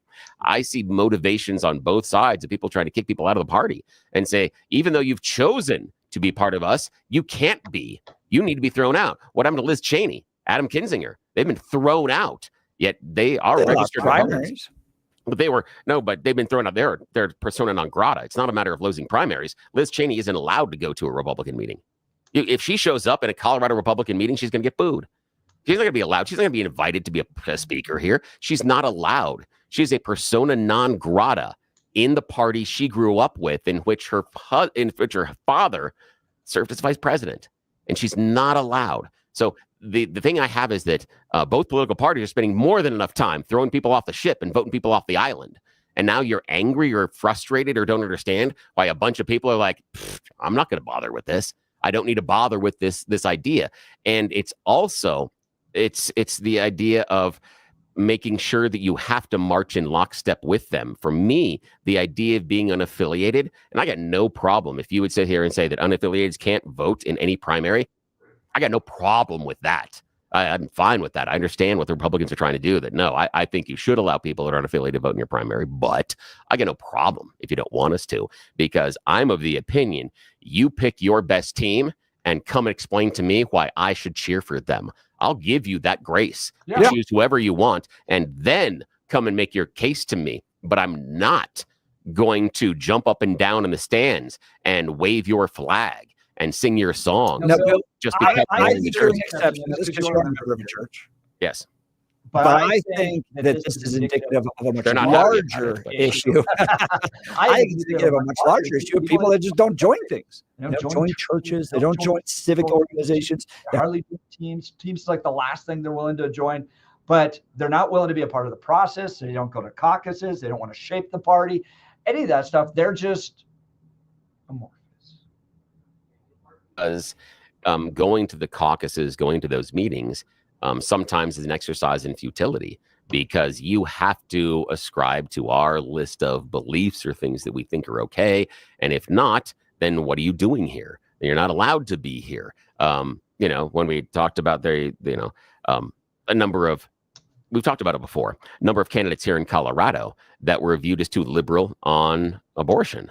They're pro-choice. They can't have that and still be a Republican. So those people should not have even been wearing the jersey. But yet then people complain, why aren't there more people wearing the jersey? And that's part of it, is these purity tests. And they have it on the Democrat side as well, in part because of the abortion ban. They have things to do with the racial preferences, and they have things to do with Green New Deal stuff. Yeah, there's this argument, though, that if unaffiliateds are involved, we're going to shift towards the middle, because they get to play in both party primaries and all that stuff.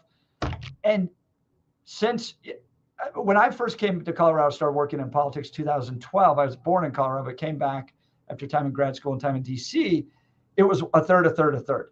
This state has gotten bigger and bigger numbers around unaffiliated And ever since then, this state has gotten more progressive and deeper blue. It's like the more unaffiliated voters you have, the more progressive you get.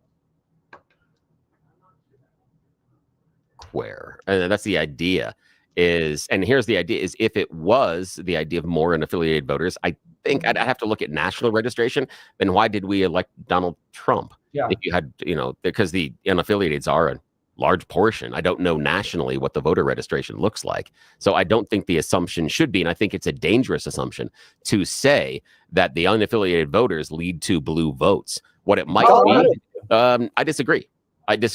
And the reason numbers used to be a third. Now it's huge numbers of unaffiliates. Republicans are tiny. There's actually fewer Republicans now than there were in 2012, even though we've added like 1 million people to the state. The GOP's fault in Colorado. Isn't that their fault? It's not the fault of the unaffiliated. It's their fault because. Well, hold on. The blue direction of our state isn't the result of unaffiliates. I think it's almost entirely the result of unaffiliates. They're the largest voting bloc. They have the biggest sway. Our progressive hellhole, I tied directly to the unaffiliated voters. It used to be Republicans, so they voted blue now. It's their fault. So people that were kicked out of the Republican Party or felt abandoned by the Republican Party here in Colorado, they're not libs. But there's a large portion of them, because we've seen voter registration for Republicans go down. That means people have left the party. Yeah. They have left it purposefully. They didn't leave it to become super libs. They didn't all of a sudden go from being conservative to being super liberal. But Bill, that's what we have super majorities of super libs. They're so liberal. They do little pro-power capital now. Because there has been a lack of self-reflection inside of the Colorado GOP. Why is it the GOP's fault? It's the GOP's fault. It's the unaffiliated voters' fault. Whose party is shrinking? Which party is shrinking faster? Yes, the Republicans. Your and the actual political power in the state is putting people like Jared Polis in office. It's not Republicans that are putting Jared Polis in office. It's the affiliated voters that put Jared Polis in office. No, the GOP helps. The clown show. And because they've been that, we talk about, friend of the show over there at the Death Star over at KOA, Mandy Connell. Mandy Connell left the Colorado GOP. She can't be a GOP member in her words, not mine. Right. Yeah, because of what's happening inside the GOP. She's a conservative voter. She's not part of a blue wave. Do you think she voted for Jared Polis, or how do you know?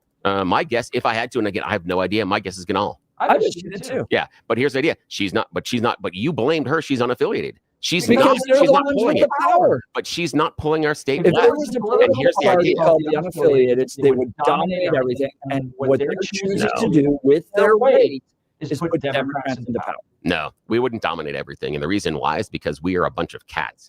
We are amorphous. We don't have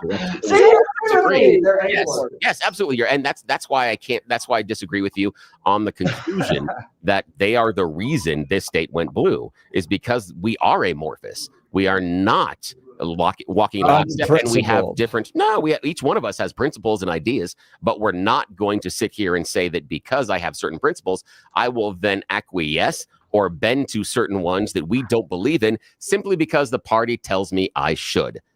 We are the independent thinkers. We are the people that are going to break away, and we're the people that are going to ask questions. There's nothing independent about this state. It's a progressive blue hellhole. All right, join the conversation. Give us a call, 303-696-1971, or text us on the Dan Caplis Law text line, 720-819-5115. I want to talk to you about my good friends over at QC Kinetics. Look, are you going to start the new year dealing with the same old joint pain, losing sleep, not able to take walks, or do what you love because your knees or hips hurt? Guys, let's not start 2025 this way. Take action now. Get the pain relief you deserve. And I'm not talking about surgery. I'm not talking about drugs. Call QC Kinetics now. They utilize local medical professionals to implement advanced protocols in regenerative medicine that have helped tens of thousands of people. And this is lasting relief. So what do? Joel here in our office uses it. They take out part of your blood. They spin out the plasma. They put that plasma, which has healing properties, into your joints. And as a result, your body heals itself. Joel here living, breathing, walking testimony to this. He's playing more golf.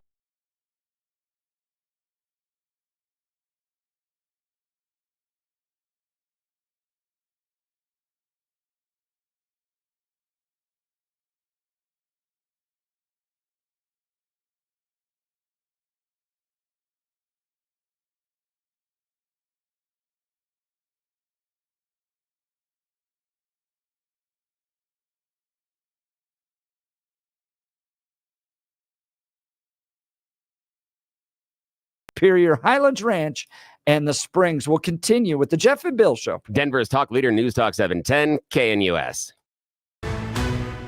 At this hour, I'm Christina Awayo in Dallas, and here are your top stories. President Donald Trump is reacting after FBI Director Christopher Wray announced his plans to resign at the end of Joe Biden's term in January. Trump taking to social media to say the resignation of Christopher Wray is a great day for America as it will end the weaponization of what has become known.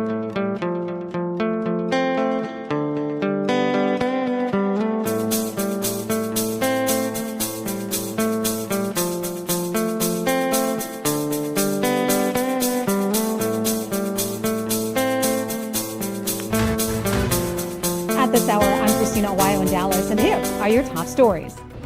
President Donald Trump is reacting after FBI Director Christopher Wray announced his plans to resign at the end of Joe Biden's term in January. Trump taking to social media to say the resignation of Christopher Wray is a great day for America as it will end the weaponization of what has become known as the United States Department of Injustice. I just don't know what happened to him. We will now restore the rule of law for all Americans. Under the leadership of Christopher Wray, the FBI illegally raided my home without cause, worked diligently on illegally impeaching and indicting me, and has done everything else to interfere with the success and future of America. Wray's announcement comes a week and a half after President Donald Trump announced his intention to nominate Kash Patel for the position. At a town hall meeting with the Bureau workforce, Wray said he would be stepping down after weeks of careful thought.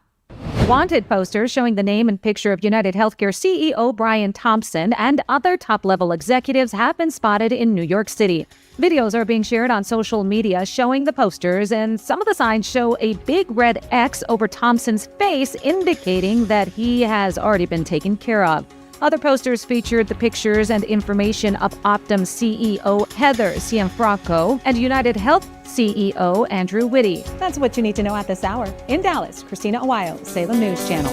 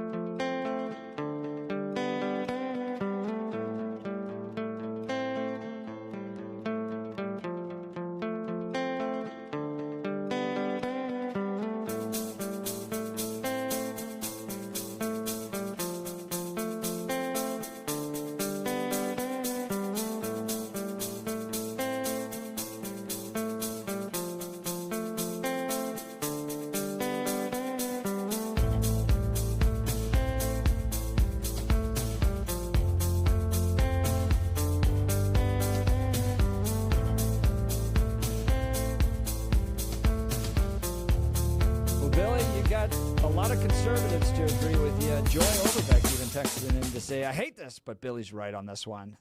I just think it's reflective of larger problem in our culture. We don't join things. We don't join civic centers, civic institutions. We don't join churches. We don't join political parties.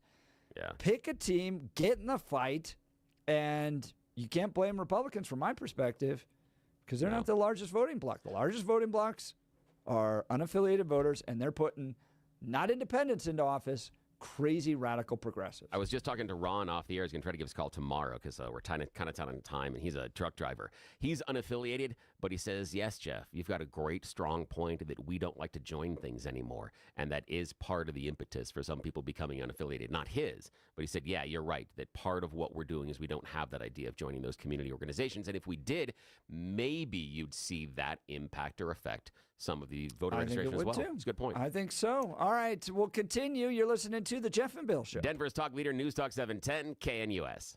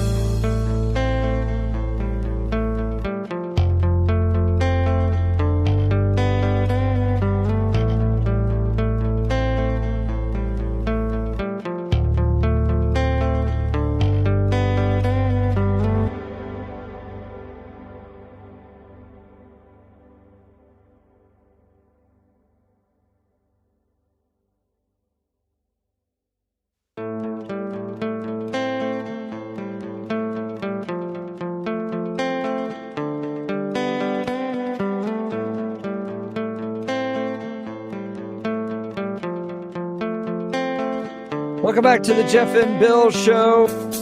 Oops, we ran out of time. Sorry.